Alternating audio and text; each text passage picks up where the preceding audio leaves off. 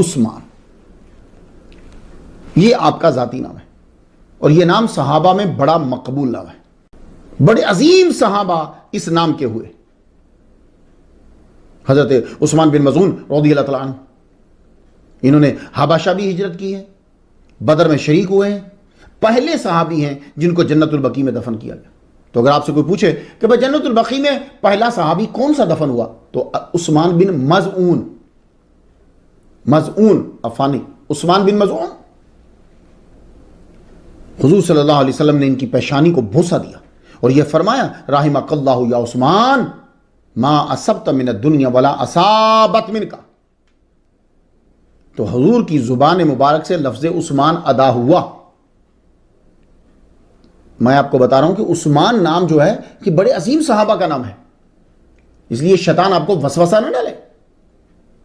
حضرت عثمان جوہنی بھی ایک صحابی ہیں، حضرت عثمان الداری بھی ہیں، محدث گزرے ہیں عثمان بن ابی سلیمان بن جبیر بن مطعم، حضرت عثمان بن اسحاق گزرے ہیں، یہ حضرت عبداللہ بن مسعود رضی اللہ تعالیٰ عنہ کے نواسے ہیں، کوفہ کے بڑے محدث ہیں حضرت عثمان البتی۔ تو میں بتا رہا ہوں کہ پڑھے لکھے لوگوں کا نام عثمان ہے، تو اس لیے اپنی علمیت کا ظہور نام پہ مت کیجئے گا۔ آپ سے زیادہ پڑھے لکھے لوگ جانتے ہیں کہ عثمان کا معنی کیا ہے۔ اسی طرح کئی صحابہ، علماء، محدثین اس نام کے گزرے ہیں، اور یہ تو مجھے بتانے کی ضرورت نہیں ہے کہ وہ ہم سے زیادہ عربی دان تھے، نیک، عزت دار اور مہذب انسان تھے وہ لوگ۔ میں کبھی نام کا مسئلہ بنے تو آپ کو ایک اور دلیل دیتا ہوں۔ آپ جانتے ہیں لال شہباز قلندر، ان کا اصلی نام کیا؟ میں وہاں گیا زیارت کرنے کے لیے، فاتحہ پڑھنے کے لیے، میں گیا ایک دفعہ، ان کا تذکرہ میں 37 نمبر سٹوری پہ کرایا۔ ان کا اصلی نام آج بھی گیٹ پہ لکھا ہوا ہے۔ ایک تو یہ نا کہ میں کتاب سے پڑھ لوں یا تاریخ بتا دوں، آج بھی ان کا نام گیٹ کے اوپر لکھا ہوا ہے، حضرت سید عثمان مروندی قلندر لال شہباز رحمت اللہ علیہ، یہ آج بھی لکھا ہوا ہے۔ تو اس لیے عثمان نام پہ اپنی علمیت کا ظہور مت کیجئے گا۔ حضرت علی کے ایک بیٹے کا نام عثمان ہے جو کربلا میں شہید ہوئے، اور ان کی والدہ کا نام ام البنین ہے۔ یہ حضرت عباس علمبردار کے سگے بھائی ہیں، تو حضرت عباس علمبردار کے بھائی کا نام عثمان ہے، تو حضرت عباس کا نام تو لیتے نا، تو عثمان ان کا سگا بھائی ہے، کربلا میں شہید ہوئے، کوئی نہیں آپ کو بتائے گا۔ اہل تشیع کی کتاب مقاتل الطالبین صفحہ 33، التنبیہ والاشراف، شیخ مفید کی کتاب الارشاد میں بھی ہے اور جلال العیون میں بھی ہے کہ کربلا کے شہداء میں ایک نام عثمان بن علی کا ہے۔ تو اگر شیطان آپ سے تبرہ بلوائے تو یہ سوچ لیجئے گا کہ جب آپ عثمان پہ تبرہ بول رہے ہوں گے تو اس وقت کون سے عثمان ہیں؟ جو عباس علمبردار کے بھائی ہیں، کربلا میں جو شہید ہوئے۔ لال شہباز قلندر کا نام بھی عثمان ہے، یہ ذہن میں رکھیے۔ غنی، غنی یہ عربی ہے، اس کا معنی ہوتا ہے بے پرواہ۔ ان اللہ غنی عن العالمین، اللہ تعالیٰ جہانوں سے بے پرواہ ہے۔ تو آپ کو معلوم ہے جب آپ کے پاس دولت آ جاتی ہے تو آپ بھی تو بے پرواہ ہو جاتے ہیں، پھر آپ کو بندوں کی ضرورت ہی نہیں رہتی۔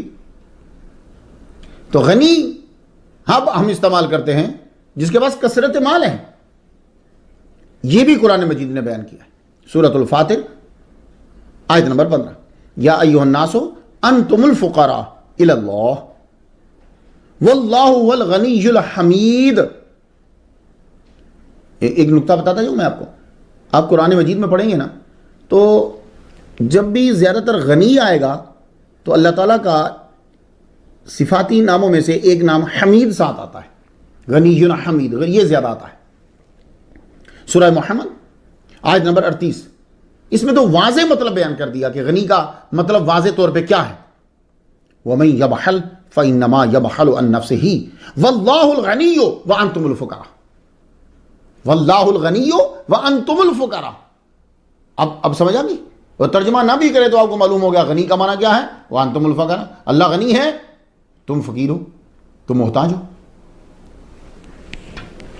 لفظ غنی 17 مرتبہ قرآن مجید میں آیا ہے اور اللہ ہی کے لیے آیا ہے. یہ ذرا غور سے سنیے گا, اللہ ہی کے لیے آیا ہے, پھر بھی آپ حضرت عثمان غنی غنی غنی کہتے ہیں. تو معلوم ہوا کہ اللہ حضرت عظیم البرکت شاہ مرزا خان بریلوی جو آج کے دور کے بھی مجدد ہیں, آپ کا مذہب صحیح تھا. آہستہ آہستہ آپ سب لوگ اپنا تو رہے ہو, وہی اپنا رہے ہو, کچھ تھوڑی سی امینڈمنٹ کر کے جواب دے کے وہی اپنا رہے ہو آپ لوگ, لیکن ان کی بات ٹھیک تھی کہ بھائی یہ شرک نہیں ہو سکتا. جو لفظ اللہ کے لیے استعمال ہو رہا ہے اگر وہ بندوں کے لیے استعمال ہوتا ہے تو وہ دوسرے معنی میں ہے مجازی طور پر, تو یہ شرک نہیں ہوتا. اب آپ دیکھ لیجئے, غنی 17 مرتبہ اللہ کے لیے آیا. اب آپ لوگ اپنی زبان سے غنی کہہ رہے ہو حضرت عثمان غنی کو بھی, کیا اسی طرح غنی کہہ رہے ہو جیسے اللہ کو کہتے ہو؟ نہیں جی اس طرح تو نہیں کہتے. اچھا تو فرق کر رہے ہو نا, تو بس یہی فرق داتا میں بھی کرتے تھے, یہی فرق غوث اعظم میں بھی ہوتا ہے, یہی فرق جو ہے وہ مشکل کشا میں بھی ہوتا ہے, جو فرق غنی میں ہو رہا ہے. تو آپ کو غنی کا ٹائٹل بہت سے مواقع پر اپنی دولت صرف کرنے کی بنا پر آپ کو عطا کیا گیا. آپ نے اللہ کی رضا کی خاطر بہت خرچ کیا اور بہت مرتبہ خرچ کیا.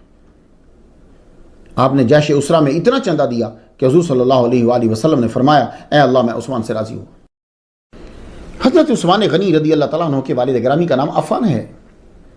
والدہ کی طرف سے شجرہ دیکھیں, عثمان بن عروہ بنت ام حکیم البائدہ بنت عبد المطلب بن ہاشم بن عبد مناف. اس کا مطلب یہ ہوا کہ حضرت عثمان غنی رضی اللہ تعالیٰ عنہ کی نانی صاحبہ اور حضور کے والد عبداللہ یہ آپس میں بہن بھائی ہیں. شجرہ نسب جا دیکھا, نانی ام حکیم البیدہ یہ عبد المطلب کی بیٹی ہیں, اور عبداللہ عبد المطلب کے بیٹے ہیں. تو حضرت عثمان غنی کی نانی بہن لگی حضرت عبداللہ کی. اس طرح حضرت عثمان غنی رضی اللہ تعالیٰ عنہ رشتے میں محمد مصطفیٰ صلی اللہ علیہ وسلم کے بھانجے لگے. اللہ کے بندو, تم صحابہ کرام کی توہین کرتے ہو تو کتنے کتنے بڑے رشتوں کو روندتے چلے جاتے ہو. حضرت عثمان غنی رضی اللہ تعالیٰ عنہ حضور صلی اللہ علیہ وسلم کے بھانجے ہیں, کوئی دھیان نہیں دے گا اس طرف. عبد مناف پہ جا کر حضرت عثمان غنی رضی اللہ تعالیٰ عنہ کا شجرہ حضور صلی اللہ علیہ وسلم سے ملتا ہے. حضرت عثمان حضرت علی کے ماموزاد بھائی ہیں. حضرت عثمان حضرت امیر حمزہ کی بھانجی کے بیٹے ہیں. بعض لوگ کہتے ہیں جی یہ کیا رشتے بیان کر دیتے, اس کی بیٹی. ہاں رشتے بیان کرتے, حضرت علی کا بھی تو رشتہ ہی بیان کرتے ہیں نا کہ حضرت فاطمہ کے خامد ہیں. اگر رشتے کی کوئی اہمیت نہیں ہوتی تو پھر یہ جتنے سید ہیں وہ کیوں بیان کرتے ہیں اپنا رشتہ؟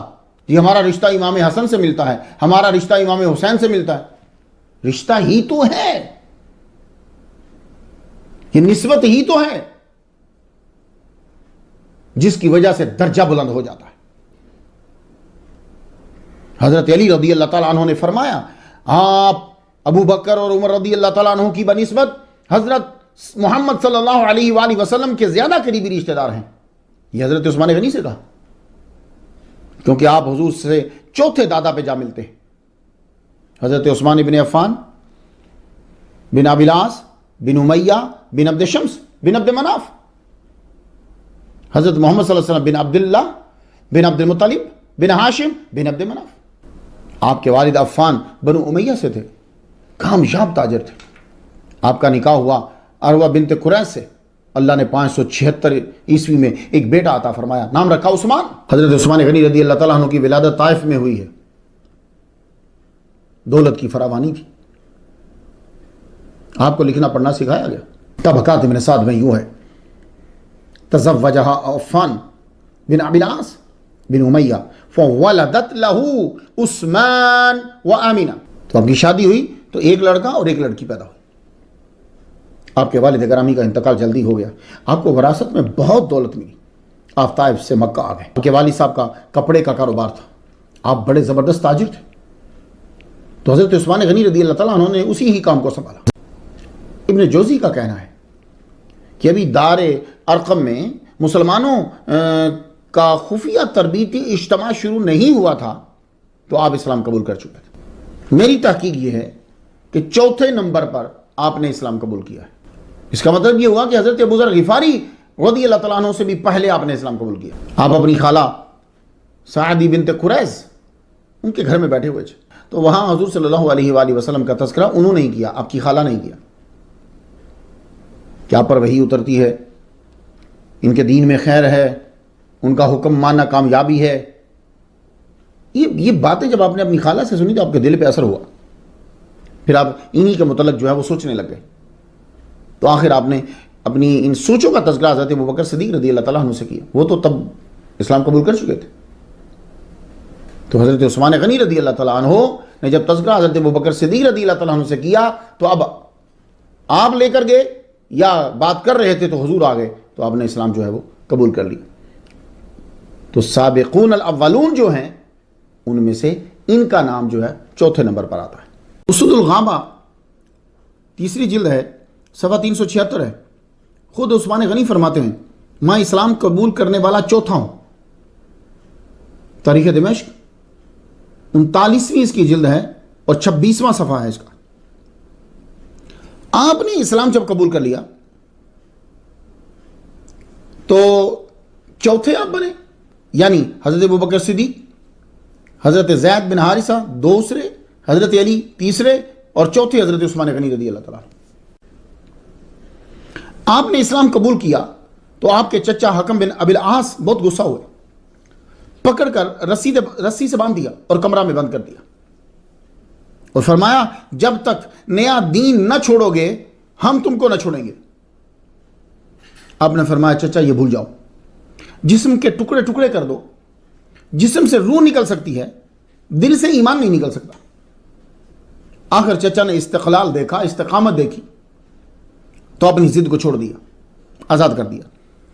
ایون کہ آپ کی والدہ جو ہیں وہ بھی اپنے بھائی عامر بن قریظ کے گھر جا بیٹھی, پورے 1 سال بعد واپس تشریف لائیں. حضرت رقیہ بنت محمد صلی اللہ علیہ وسلم کے ساتھ آپ کی شادی. حضرت عثمان غنی رضی اللہ تعالیٰ عنہ حضور صلی اللہ علیہ وسلم کے داماد ہیں. حضور نے جلد ہی اپنی بیٹی رقیہ کا نکاح ان کے ساتھ کر دیا. حضرت ختیجۃ الکبریٰ رضی اللہ تعالیٰ عنہا سے حضور کی 4 بیٹی ہوئیں. ٹھیک ہے, ان 4 بیٹیوں میں نام لکھا گیا رقیہ کا بھی ہے, زینب, ام کلثوم اور فاطمہ. آپ یاد کر لیجئے, کوئی شیطان وسوسہ نہ ڈال دے. تہذیب الاحکام الشیخ طوسی جلد اس کی 3 صفحہ اس کا 120, وہاں ایک درود لکھا ہوا ہے, اللہم صلی علی رقیہ بنت نبیک, اللہم صلی علی ام کلثوم بنت نبیک. اے اللہ پاک درود بھیج تیرے نبی کی بیٹی رقیہ پر, اے اللہ درود بھیج تیرے نبی کی بیٹی ام کلثوم پر. تو اب آپ کو کوئی بھی سبائی یہ نہ کہے کہ نبی کی صرف ایک بیٹی تھی. تو میں نے اہل تشیع کی سب سے ٹاپ کی کتاب, شاید وہ اور کسی کتاب کو مانے نہ مانے, اس کو ضرور مانیں گے. رقیہ کی شادی حضرت عثمان غنی رضی اللہ تعالیٰ عنہ سے ہوئی اور یہ حضور کی بیٹی ہیں.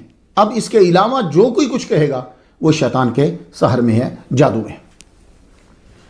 حضور صلی اللہ علیہ وآلہ وسلم اپنی بیٹی کے گھر گئے, آپ نے حضور کے بالوں میں کنگھا کیا. حضور نے پوچھا تم نے عثمان کو کیسا پایا؟ تو طبرانی کے الفاظ ہیں, عرض کی بہترین انسان ہے. حضور صلی اللہ علیہ وسلم نے فرمایا ان کی عزت بجا لاتی رہو, بے شک صحابہ میں سب سے زیادہ عادات میں میرے مشابہ وہ ہیں. حضرت رقیہ بنت محمد کے وصال کے بعد حضور نے اپنی دوسری بیٹی ام کلثوم کا نکاح جو ہے ربیع الاول 3 ہجری میں حضرت عثمان غنی رضی اللہ تعالیٰ عنہ سے کر دیا اور 3 ہجری جمادی الاخری میں رخصتی کر دی. اور حق میں وہی تھا جو حضرت رقیہ کا تھا, یعنی اتنی ہی مقدار.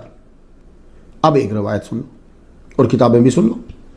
امام بخاری نے اپنی کتاب تاریخ کبیر میں, امام بخاری کی اور بھی کتابیں ہیں, تاریخ کبیر جلد 2 صفحہ 28 باب روح کے اندر, کنز المال باب فضائل ذی النورین, تاریخ بغداد تذکرہ فضل بن جعفر بن عبداللہ, مجمع زواد 9ویں جلد ہے اور 83ویں صفحے کے اوپر ہے. اب عبارت سن لیجیے. حضرت رقیہ کی خادمہ ام عیاش نے کہا کہ حضور صلی اللہ علیہ وسلم نے فرمایا ما زوجت ام کلثوم من عثمان الا بوحی من السماء. کیا مطلب کہ یعنی ام کلثوم کا نکاح عثمان سے جو میں کر رہا ہوں یہ اللہ تعالیٰ کی طرف سے آسمان سے وحی آئی ہے میرے پاس. اللہ اکبر جل شانہ. پھر حضور صلی اللہ علیہ وآلہ وسلم نے اپنی بیٹی ام کلثوم سے یہ کہا. یہ عبارت جو ہے آپ کو ملے گی کنز العمال میں، حدیث نمبر اس کی 36220 ہے. ابن عدی روایت کرتے ہیں کہ حضور صلی اللہ علیہ وسلم نے فرمایا تمہارے شوہر عثمان تمہارے دادا ابراہیم اور تمہارے باپ محمد سے مشابہ ہیں. ان کا 9 ہجری میں وصال ہوا ہے. یہ جو ام کلثوم ہے حضور صلی اللہ علیہ وسلم ذو نورین، 2 نور والا، ذو والا، نورین 2 نور. نور حضور صلی اللہ علیہ وآلہ وسلم کی بیٹی کو کہا گیا. تو جس کی بیٹی نور ہے تو وہ خود بھی تو نور ہونا چاہیے نا، کہ بیٹی تو نور ہو وہ خود نور نہ ہو، کیسی بات ہے. تو اس لیے الحضرت عظیم البرکت الشاہ رضا خان بریلوی جو آج کے دور کے بھی مجدد ہیں، کیونکہ بیماری بدلی نہیں ہے تو علاج بھی وہی، آج کے دور کے بھی وہی مجدد ہیں. تو آپ فرماتے ہیں محمد مصطفیٰ صلی اللہ علیہ وآلہ وسلم نور ہیں. وہ غلط نہیں کہتے تھے بھئی. جب تم کہہ رہے ہو کہ ان کی بیٹی نور ہے، دوسری بیٹی کو بھی نور کہہ دیا، تو جس کی 2 بیٹیوں کو نور کہہ رہے ہو تو خود نبی کو اگر کوئی نور کہہ دے تو کیا عقلی طور پر کیا پرابلم کیا ہے؟ تو ذو نورین 2 نور والا کہا گیا حضرت عثمان غنی کو. کیوں؟ ان کے گھر میں 2 نور ہیں، یعنی حضور کی 2 بیٹی ہیں. پہلے حضرت رقیہ، پھر ام کلثوم. حضرت علی کے گھر حضور صلی اللہ علیہ وسلم کی 1 بیٹی. وہ اتنے اعلیٰ مرتبے والے ہیں. سوچو حضرت عثمان غنی رضی اللہ تعالیٰ عنہ کا کیا مقام ہوگا کہ جن کے گھر میں محمد مصطفیٰ کی 2 بیٹی ہیں. بھئی جب تم کہہ رہے ہو کہ ان کی بیٹی نور ہے، دوسری بیٹی کو بھی نور کہہ دیا، تو جس کی 2 بیٹیوں کو نور کہہ رہے ہو تو خود نبی کو اگر کوئی نور کہہ دے تو کیا عقلی طور پر کیا پرابلم کیا ہے؟ تو ذو نورین 2 نور والا کہا گیا حضرت عثمان غنی کو. کیوں؟ ان کے گھر میں 2 نور ہیں، یعنی حضور کی 2 بیٹی ہیں. پہلے حضرت رقیہ، پھر ام کلثوم. کنز العمال جلد اس کی 6 ہے، صفحہ 371 ہے، فضائل عثمان کے اندر ہے. علماء کہتے ہیں کہ ولا یعرف احد تزوج بنت نبی، نبی کی 2 بیٹی ہیں غیرہ حضرت عثمان غنی کے علاوہ، ولذالک سمی ذو النورین، اس لیے ان کا نام ذو النورین ہے، 2 نور والا. حضرت علی نے تعریف کرتے ہوئے کہا، یہ بھی کنز العمال میں ہے، جلد 6 ہے، صفحہ 373، روایت نمبر 5875 ہے. تاریخ الخلفاء صفحہ جو ہے وہ 105 ہے، تذکرہ عثمان کے اندر. حضرت عثمان وہ شخص ہیں جن کو مالا اعلیٰ میں ذو النورین کے لقب سے یاد کیا جاتا ہے. حضور کے داماد ہیں، نبی کی 2 بیٹیاں یکے بعد دیگرے ان کے نکاح میں آئیں. تو ذو النورین کی سمجھ آ گئی کہ جن کے گھر میں 2 نور ہیں. حضرت علی روایت کرنے والے ہیں اس حدیث کے، سن لیجئے. حضور صلی اللہ علیہ وسلم کو فرماتے ہوئے سنا، یقول لو ان لی 40 بنتا زوجت عثمان واحدۃ بعد واحدۃ حتی لا یبقى منہن واحدۃ. میری 40 بیٹیاں بھی ہوتی تو یکے بعد دیگرے میں ان سب کا نکاح اے عثمان میں تم سے کرتا. حضرت عثمان غنی رضی اللہ تعالیٰ عنہ نے شادیاں کی، آپ کی اولاد بھی ہے، یہ یاد رکھیے گا. آپ کی اولاد بھی چل رہی ہے اور آپ کا سلسلہ بھی چل رہا. 9 سلاسل ہیں عثمانیہ کے. آپ کی ازواج میں حضرت رقیہ بنت محمد صلی اللہ علیہ وسلم، یہ صلی اللہ علیہ وسلم میں نے محمد کی وجہ سے بولا ہے، ان سے شادی کی، بیٹا عبداللہ ہوا. حضرت ام کلثوم یہ بھی حضور کی بیٹی ہے، ان سے شادی کی، کوئی اولاد نہیں ہوئی. حضرت فاختہ بنت غزوان، ان سے شادی کی، عبداللہ اصغر پیدا ہوئے. ام عمر بنت جندب سے شادی کی، 5 بچے ہوئے، عمر، ابان، عمر، خالد، مریم. فاطمہ بنت ولید بن عبد شمس سے شادی کی تو 3 بچے ہوئے، الولید، سعید، ام سعید. ام البنین بنت اجینہ سے شادی کی تو 1 بچہ ہوا، عبد الملک. رملہ بنت شیبہ سے شادی کی، 3 بچے ہوئے، عائشہ، ام ابان، ام عمر. نائلہ بنت فرافسہ سے شادی کی، 2 بچے ہوئے، مریم اور ام البنین. صاحب الہجرتین، بھائی ایک ہجرت کی بڑی فضیلت ہے. یہ صاحب الہجرتین ہیں. آپ نے اسلام کی خاطر 2 مرتبہ ہجرت کی، بلکہ میں تو کہتا ہوں 3 مرتبہ ہجرت کی ہے، یوں کہنا چاہیے. کیوں؟ سب سے پہلے خلیفہ ثالث نے سب سے پہلے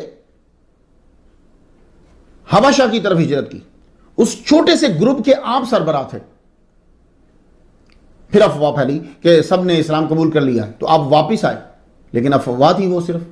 پھر دوبارہ ہی حبشہ کی طرف آپ گئے اپنی زوجہ کے ساتھ. دیکھیں، ایک دفعہ حبشہ گئے، پھر ایتھیوپیا، حبشہ دوبارہ گیا، وہاں رہے، اور پھر جب پتا چلا کہ محمد مصطفیٰ صلی اللہ علیہ وآلہ وسلم مدینہ تشریف لے جا چکے ہیں، آپ نے ہجرت کر لی ہے، تو پھر آپ وہاں سے پھر مدینہ ہجرت کیا. تو اگر ایک ہجرت کرنے والے کو بڑا ثواب ملتا ہے، بڑے درجے کا ہے، تو جس شخص نے، جس ہستی نے اللہ کی رضا کی خاطر 3 مرتبہ ہجرت کی ہو، اس کا مقام کیا ہوگا، وہ بھی تو ذرا بیان کیجئے. حضرت عثمان غنی رضی اللہ تعالیٰ عنہ تو اتنے حیادار تھے کہ سخت پردے میں بھی بے پردہ نہ ہوتے تھے. تو حضرت عثمان غنی رضی اللہ تعالیٰ عنہ جب ریسٹ روم میں بھی ہوتے تھے تو بھی بے پردہ نہیں ہوتے تھے. اب آپ کہیں گے وہ کیسے؟ یعنی پھر بھی آپ نے لنگی ٹائپ کا کوئی نہ کوئی کپڑا ارد گرد رکھتے تھے. اتنی احتیاط ہے بھائی صاحب، اس لیے آپ حیا میں مشہور ہیں، کوئی نارمل بات نہیں ہے. حضرت عثمان رضی اللہ تعالیٰ عنہ وہ ہستی ہیں کہ فرشتے بھی حیا کرتے ہیں آپ سے، اور جس سے فرشتے بھی حیا کرتے ہیں. حضور صلی اللہ علیہ وآلہ وسلم نے پھر کیا فرما دیا؟ الا استحیی من رجل تستحیی منہ الملائکۃ. اس آدمی سے میں حیا کیسے نہ کروں کہ جس سے آسمان کے فرشتے بھی حیا کرتے ہیں. پھر حضرت عثمان رضی اللہ تعالیٰ عنہ وہ ہستی ہیں کہ فرشتے بھی حیا کرتے ہیں آپ سے، اور جس سے فرشتے بھی حیا کرتے ہیں. حضور صلی اللہ علیہ وآلہ وسلم نے پھر کیا فرما دیا؟ الا استحیی من رجل تستحیی منہ الملائکۃ. اس آدمی سے میں حیا کیسے نہ کروں کہ جس سے آسمان کے فرشتے بھی حیا کرتے ہیں. پھر عثمان غنی رضی اللہ تعالیٰ عنہ حیا کے پیکر. حضرت عثمان غنی کا نام آئے اور حیا کا تذکرہ نہ آئے، بات مکمل نہیں ہوتی. کتاب کا نام ہے حدیث ابی بکر الانباری، یہ پوری کتاب کا نام بھی یہی ہے اور لکھنے والے کا نام بھی یہی ہے. 302 ہجری میں وفات پائی ہے. زبردست محدث اور مفکر و مصنف تھے. یہ ایک حدیث انہوں نے مرفوع لکھی ہے: ارحم امتی ابو بکر، اشدھا فی دین اللہ عمر، واصدقھا حیاء عثمان. پھر ایک اور جگہ: اشد امتی حیاء عثمان، اصدق امتی حیاء عثمان، واصدقھم حیاء عثمان. مختلف کتابوں سے میں نے آپ کو وہ جملے دے دی، بات ایک ہی ہے. حضرت عثمان رضی اللہ تعالیٰ عنہ وہ ہستی ہیں کہ فرشتے بھی حیا کرتے ہیں آپ سے، اور جس سے فرشتے بھی حیا کرتے ہیں. حضور صلی اللہ علیہ وآلہ وسلم نے پھر کیا فرما دیا؟ الا استحیی من رجل تستحیی منہ الملائکۃ. اس آدمی سے میں حیا کیسے نہ کروں کہ جس سے آسمان کے فرشتے بھی حیا کرتے ہیں. پھر فرمان حضور کا: ان عثمان رجل حیی جدا، حیی جدا، بہت زیادہ باشرم ہے. عثمان ایک حیادار مرد ہے. حضرت عثمان غنی رضی اللہ تعالیٰ عنہ تو اتنے حیادار تھے کہ سخت پردے میں بھی بے پردہ نہ ہوتے تھے. تو حضرت عثمان غنی رضی اللہ تعالیٰ عنہ جب ریسٹ روم میں بھی ہوتے تھے تو بھی بے پردہ نہیں ہوتے تھے. اب آپ کہیں گے وہ کیسے؟ یعنی پھر بھی آپ نے لنگی ٹائپ کا کوئی نہ کوئی کپڑا ارد گرد رکھتے تھے. اتنی احتیاط ہے بھائی صاحب، اس لیے آپ حیا میں مشہور ہیں، کوئی نارمل بات نہیں ہے. اپنا ہی حق لینا ہوتا تو ہچکچاتے، یہ بھی ایک حیا کی قسم ہے. آدمی کو شرم آئے یار اگلا برا نہ مان جائے، اپنا ہی حق لینے کی. Modesty is the best policy, سنا تو ہوگا، بولتے بھی ہیں، لیکن نہیں. حیا کیا ہوتی ہے؟ ہم اکثر اپنے بچوں کو کہہ دیتے ہیں حیا کرو حیا کرو حیا کرو. زیادہ تر لفظ حیا جب بولا جاتا ہے تو ہم سمجھتے ہیں شاید یہ لڑکی کے ساتھ تعلق رکھتا ہے. نہیں، یہ لڑکی کے ساتھ نہیں، یہ مرد کے ساتھ بھی تعلق رکھتا ہے. حیا ہے کیا؟ اب آپ سب سن لیجیے اور سب کو بتائیے. حیا ایک اندرونی کیفیت کا نام ہے، اس میں مرد اور عورت کا مسئلہ نہیں ہے. حیا ایک اندرونی کیفیت کا نام ہے جس کی وجہ سے آدمی ہر اس کام سے رکتا ہے جو رب اور رسول کی نافرمانی میں آئے یا انسانوں کو دکھ پہنچائے. اب کچھ باتیں ہوتی ہیں وہ ہم اپنے لفظوں میں بولتے ہیں، لیکن جو تعریف ہوتی ہے وہ ہمیں کتابوں میں ہی ڈھونڈنا پڑتی ہے. انہوں نے بڑی محنت کر کے بڑے اچھے الفاظ کا چناؤ کیا ہوتا ہے. تو جب کتابوں میں جائیں گے تو پھر حیا کی ڈیفینیشن کیا ہوگی؟ کہتے ہیں کہ حیا کا اطلاق ہوتا ہے علی ترک القبیح من الاقوال والافعال والاخلاق.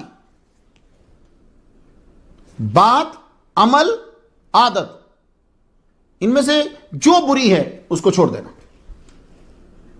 حضور صلی اللہ علیہ وآلہ وسلم نے اس کی امپورٹنس کو بیان کر دیا۔ الحیاء شعبۃ من الایمان، حیا ایمان کا حصہ ہے، اور مسلم میں ہے کہ الحیاء لا یاتی الا بخیر، اور جب کسی آدمی میں حیا آ جاتی ہے تو پھر خیر ہی لاتی ہے۔ حیا کبھی نقصان دہ چیز نہیں لاتی، خیر ہی لاتی ہے۔ جانتے ہو حیا اللہ کی صفت ہے، حیا انبیاء کی صفت ہے، حیا مومنین کی صفت ہے۔ حضرت حسن سے مروی ہے کہ آپ کمرہ میں تنہا ہوں اور دروازہ بند ہو تب بھی پانی ڈالنے کے لیے سطر ڈھانپتے تھے آپ، شدت حیا کی وجہ سے نہاتے ہوئے بھی کمر سیدھی نہیں کرتے تھے۔ تو حضرت عثمان غنی رضی اللہ تعالیٰ عنہ باحیا۔ اللہ کے بندو کوئی بھی پہلو لے لو تو تمہیں حضرت عثمان غنی کی تعظیم کرنا ہی کرنا ہے۔ 9 سلاسل ہیں عثمانیہ سلسلے کے، جو آپ کے شاگرد حضرت ابو عبد الرحمن سے آگے چلے، ان سے شیخ عاصم بن سمد جو ہیں ان کو خلافت ملی، پھر یہ آگے سلاسل جو ہیں وہ چلتے رہے۔ تو حضرت عثمان غنی رضی اللہ تعالیٰ عنہ کے 9 سلاسل ہیں ابھی۔ حضور صلی اللہ علیہ وآلہ وسلم نے حضرت عثمان غنی کے گستاخ کا جنازہ ہی نہیں پڑھایا نہ پڑھا۔ تاریخ دمشق 39ویں جلد ہے، 130واں صفحہ ہے، ترمذی شریف میں بھی ہے، ایک صاحب کا جنازہ آیا، حضور صلی اللہ علیہ وسلم نے اس کا جنازہ نہ پڑھا، وجہ پوچھی گی تو فرمایا انہ کان یبغض عثمان فابغضہ اللہ۔ احسان ہے ہم پہ اولیاء اور صوفیاء کا جنہوں نے ہمیں صحابہ کرام کا مقام ہمیں بتلایا، ان کی توہین سے ہمیں بچایا۔ خانہ کعبہ کی تعمیر میں بھی حصہ لیا آپ نے، مسجد حرام کی توسیع کی ضرورت محسوس ہوئی تو آپ نے 10,000 چاندی کے سکے ادا کر کے مکان خرید کے شامل کیے، اور 26 ہجری کی بات ہے کہ لوگوں نے شروع میں دینے سے انکار کر دیا مکان، کہ ہم اپنے مکان مسجد کے لیے نہیں دیں گے، تو آپ نے فرمایا 17 ہجری میں حضرت عمر نے ارد گرد کی ضرورت کی زمین تم سے خرید کر ڈالی تھی، تب تو دے دیے تھے، اس وقت تو تم نے اعتراض نہیں کیا، اب کیوں کر رہے ہو؟ اگر تم مسجد کے قریب رہنا چاہتے ہو تو کیا وہ حدیث بھول گئے ہو کہ مسجد سے دور جس کا گھر ہے اس کو ہر قدم پہ نیکی مل رہی ہے؟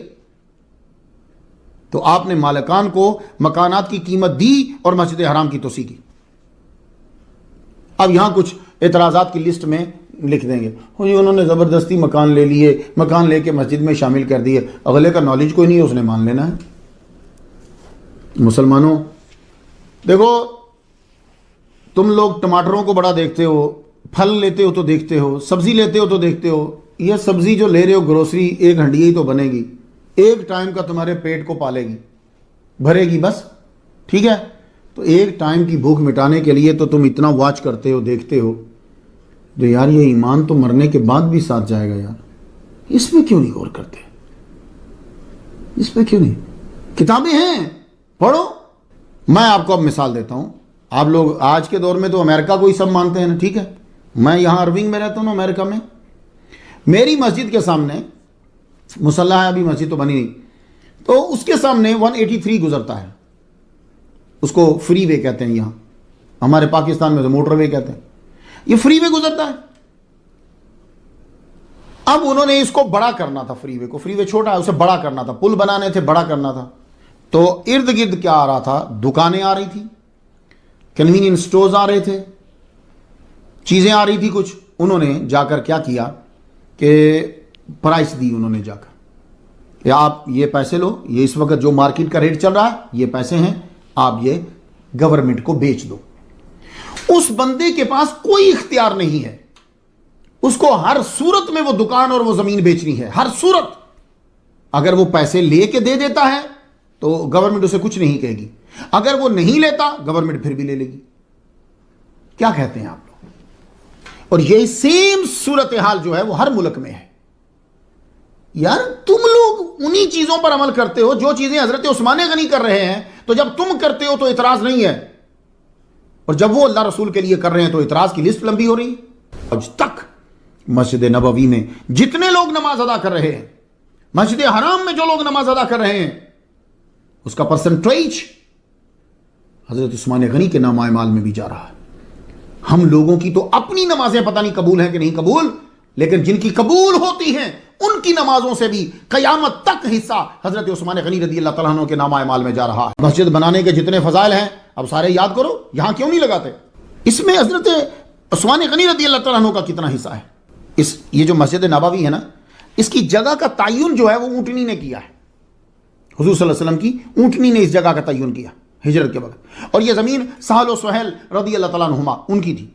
10 سونے کے سکے دے کر یہ زمین لی تھی. حضرت ابوبکر صدیق رضی اللہ تعالیٰ عنہ سے ادھارے لیے حضور نے، 10 سونے کے سکے دیے اور زمین لی. اور جگہ کس نے تعین کری؟ حضور کی اونٹنی نے. مسجد کس نے بنائی؟ حضور نے پہلے بنائی. اب حضور صلی اللہ علیہ وسلم کی ظاہری زندگی کے اندر ہی ضرورت پڑ گئی زمین کی کہ مسجد کو بڑا کرنا ہے. تو حضرت عثمان غنی رضی اللہ تعالیٰ عنہ نے 25,000 چاندی کے سکے دے کر زمین خرید کر مسجد نبوی میں شامل کر دی. اور پھر 24 ہجری میں جب آپ خلیفہ تھے، پھر ضرورت پیش آئی کہ اللہ کے گھر کو خوبصورت بنایا جائے اور وسیع کیا جائے. مگر لوگ ہیں کہ مکانات دے نہیں رہے اب، کیونکہ اب تو مہنگے ہو گئے نا مکانات، زمین مہنگی ہو گئی. 5 سال لگ گئے اسی بات سے، مکان دیتے ہیں کہ نہیں دیتے، دیتے کہ نہیں دیتے. 5 سال بعد راضی ہوئے. 29 ہجری میں مسجد شہید کر کے دوبارہ تعمیر کی، 160 گز لمبائی میں اور 150 گز چوڑائی میں. بہترین ساج کی لکڑی کی چھت بنوائی. ستون ایسے پتھروں سے بنائے گئے جن میں سیسا بھرا گیا، یعنی خوبصورت لگے. اور دروازے اتنے ہی رکھے، یعنی 6 دروازے ہی رکھے جتنے حضرت عمر رضی اللہ تعالیٰ عنہ کے دور میں تھے. مسجد کی تعمیر کو 10 مہینے لگ گئے. آپ حضرت عثمان غنی رضی اللہ تعالیٰ عنہ سامنے کھڑے ہو کے کام کرواتے، اور جو لوگ کام کر رہے ہوتے ان کے لیے اسپیشل کھانا بنواتے، ان کو کپڑے بھی دیتے. اور کبھی کبھی اتنی دیر کھڑے رہتے، گھر جاتے نہیں، وہیں سو جاتے. اللہ اکبر جل شانہ. اور جو اچھا کام کرتا تھا اپنی جیب خاص سے، جس کو آپ جیب کہتے ہیں، جیب خاص سے انعام و کرام سے بھی نوازتے کہ تو اللہ کا گھر بنا رہا ہے. مسجد بنانے میں، تعمیر کرنے میں جتنے ثواب، میں وہ بولوں گا تو زیادہ ٹائم لگ جائے گا، لیکن آپ وہ حدیثیں نکال لیجئے نا، تو ان میں حضرت عثمان غنی ڈبل شامل ہیں کہ نہیں ہیں. اب داتا گنج بخش علی جبری رحمۃ اللہ علیہ نے کیا کہا؟ کہتے ہیں وَمِنْهُمْ وَنِیز گنج حیا وَعَابُدْ اہل صفا وَمُتَعَلَّقْ بِهِ درگاہ رضا وَمُتَحَلَّى بطریق مصطفیٰ صلی اللہ علیہ وسلم. ابو عمر عثمان رضی اللہ تعالیٰ آئمہ صحابہ میں سے تیسرے، شرم و حیا کی کان، اہل صفا میں سے زیادہ عبادت گزار، اور اللہ تعالیٰ کی رضا کی بارگاہ کے ساتھ متعلق، اور حضور صلی اللہ علیہ وسلم کے طریقہ سنت کے ساتھ آراستہ حضرت عثمان غنی رضی اللہ تعالیٰ. کتنے عمدہ الفاظ استعمال کیے ہیں داتا گنج بخش علی حجویری رحمۃ اللہ علیہ نے. حضرت سلطان باہو رحمۃ اللہ علیہ نے فرمایا طالب مولا کو حیا میں حضرت عثمان غنی رضی اللہ تعالیٰ عنہ کی طرح ہونا چاہیے. یعنی اب جو تصوف میں چل رہا ہے اس کو حیا میں جس کو اپنا پیر ماننا ہے وہ حضرت عثمان غنی ہے. تو تصوف میں آپ کو ضرورت پڑے گی. علامہ اقبال نے حضرت عثمان غنی کی دولت کو فقر حیدری کے ہم پلہ قرار دیا ہے، ہم پلہ قرار دیا ہے. علامہ اقبال فرماتے ہیں حیدری فقر ہے نہ دولت عثمانی ہے، تم کو اسلاف سے کیا نسبت روحانی ہے. حضور صلی اللہ علیہ وسلم غزوہ تبوک جاتے ہوئے 10,000 دینار اپنے ہاتھوں میں پلٹتے. اے اللہ میں عثمان سے راضی ہو گیا، تو بھی راضی ہو. کیسے مسلمان ہو؟ نبی تو راضی ہو گیا اور تم ناراض ہو. سوچ رہے ہیں کہ نبی تو راضی ہو گیا، اور جب نبی نے اللہ سے کہا تو اللہ بھی راضی ہو گیا، تبھی تو رضی اللہ عنہ ہے. تو جس سے اللہ راضی ہے، جس سے رسول راضی ہے، اس سے تم ناراض ہو تو تمہارے ناراض ہونے کی کوئی اوقات ہی نہیں ہے. ہمارا کیا مقام حضرت عثمان غنی رضی اللہ تعالیٰ عنہ کے سامنے. اور ایک اور چیز، اولیاء اور صوفیاء حضرت عثمان غنی رضی اللہ تعالیٰ عنہ سے راضی ہیں کیونکہ حضور راضی ہیں اور وہ رضی اللہ عنہ. اس لیے کوئی صوفی، کوئی ولی آپ کو نظر نہیں آئے گا جو حضرت عثمان غنی کے بارے میں کوئی نازیبا لفظ استعمال کرے. تو اگر کوئی آپ کو نظر آئے تو فوراً ہٹ جائیے، وہ نہ صوفی ہے نہ ولی ہے، بلکہ اس کو ایمان کا بھی اب خطرہ ہے. یہ واقعہ 9 ہجری کا ہے. چونکہ رضا کی بات آ گئی اس لیے میں اس کو یہیں بیان کرنے لگا. غزوہ تبوک اس کو جیش اسرت بھی کہا جاتا ہے. اس میں مسلمانوں کی تعداد جو ہے وہ 40,000 سے لے کے 72,000 کے درمیان بیان کی جاتی ہے. بدر میں 313 تھے مسلمان، احد میں 700 ہوئے، فتح مکہ میں 10,000 ہوئے، غزوہ حنین میں 12,000 ہوئے، بڑھتے گئے۔ غزوہ تبوک میں 40 سے 72,000 کی روایات آتی ہیں۔ 9 ہجری کو یہ خبر مدینہ پہنچی کہ شام کے عیسائی ملک روم کی مدد کی وجہ سے مدینہ المنورہ پر چڑھائی کرنے لگے۔ حضور نے جہاد پہ تقریر کی اور چندہ دینے کو کہا۔ حضرت ابوبکر صدیق رضی اللہ تعالیٰ عنہ آپ کل اثاثہ لے کر آگے، جانتے ہو مالیت کتنی تھی؟ 40,000 چاندی کے سکے، لیکن وہ کل لے کر۔ اسلام میں یہ دیکھا جاتا ہے کہ آدمی کی نیت، یہاں اعمال کی زیادتی نہیں ہوتی، اعمال کی خوبی دیکھی جاتی ہے۔ یہ سب لوگ غور سے سن لیجئے گا۔ اللہ نے فرمایا خلق الموت والحیات لیبلوکم ایکم احسن عملا، تم میں سے احسن عمل کون کرتا ہے، یہ نہیں کہا زیادہ عمل کون کرتا ہے، نہ۔ اس لیے مسلمانوں کوالٹی کی طرف دھیان دیا کرو، کوانٹیٹی کی طرف نہیں، کوالٹی ٹاپ کی کرو۔ جو بھی اللہ کے لیے کام کرتے اس کی کوالٹی۔ حضرت ابوبکر صدیق رضی اللہ تعالیٰ عنہ سب سے نمبر لے گئے، کوالٹی زبردست تھی۔ حالانکہ کل اثاثے کی مالیت 40,000 بنتی ہے۔ حضرت عبد الرحمن بن عوف نے 200 اوقیہ سونا دیا، اور حضرت عثمان غنی رضی اللہ تعالیٰ عنہ، آپ کا شام سے سیریا سے تجارتی قافلہ بڑا منافع کما کے آیا ہی تھا، پہنچا ہی تھا۔ آپ نے 950 اونٹ اور 50 گھوڑے دیے، یہ سیار و علام النبلاء میں لکھا ہے۔ آپ نے 1000 اونٹ 70 گھوڑے دیے، یا استیاب جلد دوسری صفحہ 488 پہ لکھا ہوا ہے۔ 700 اوقیہ سونا دیا، یہ مسند ابی یعلا میں لکھا ہوا ہے۔ 10,000 دینار نقد دیے، نقد، الاستیاب جلد دوسری صفحہ 488 پہ لکھا ہوا ہے۔ اس کے بعد حضرت عثمان غنی رضی اللہ تعالیٰ عنہ کو ریوارڈ ملے، وہ بھی سن لیں۔ غزوہ تبوک میں 1/3 یعنی کم از کم 10,000 کا مکمل خرچہ تیل سے تسمے تک آپ نے دیا۔ تو حضور نے کیا فرمایا؟ یہ جملہ کسی اور کے لیے ہے؟ ما در عثمان ما عمل بعد هذا اليوم، 2 مرتبہ میرے نبی نے کہا، 2 مرتبہ یہ جملہ، آج کے بعد عثمان جو کرے اسے نقصان نہ پہنچائے گا۔ مطلب آپ کو کلی چھٹی ہے، جو چاہے کرے، لیکن اب اس کا مطلب یہ نہ لیجیے گا کہ حضور نے کہہ دیا گیا عثمان جائے تو جو آ کے جو مرضی گناہ کرتا رہے۔ نہیں، عام آدمی شرم و حیا والا گناہ سے بچتا ہے، تو یہ تو وہ ہیں کہ فرشتے ان سے حیا کرتے ہیں۔ اس کا مطلب تھا کہ غلطی سرزد ہوگی ہی نہیں۔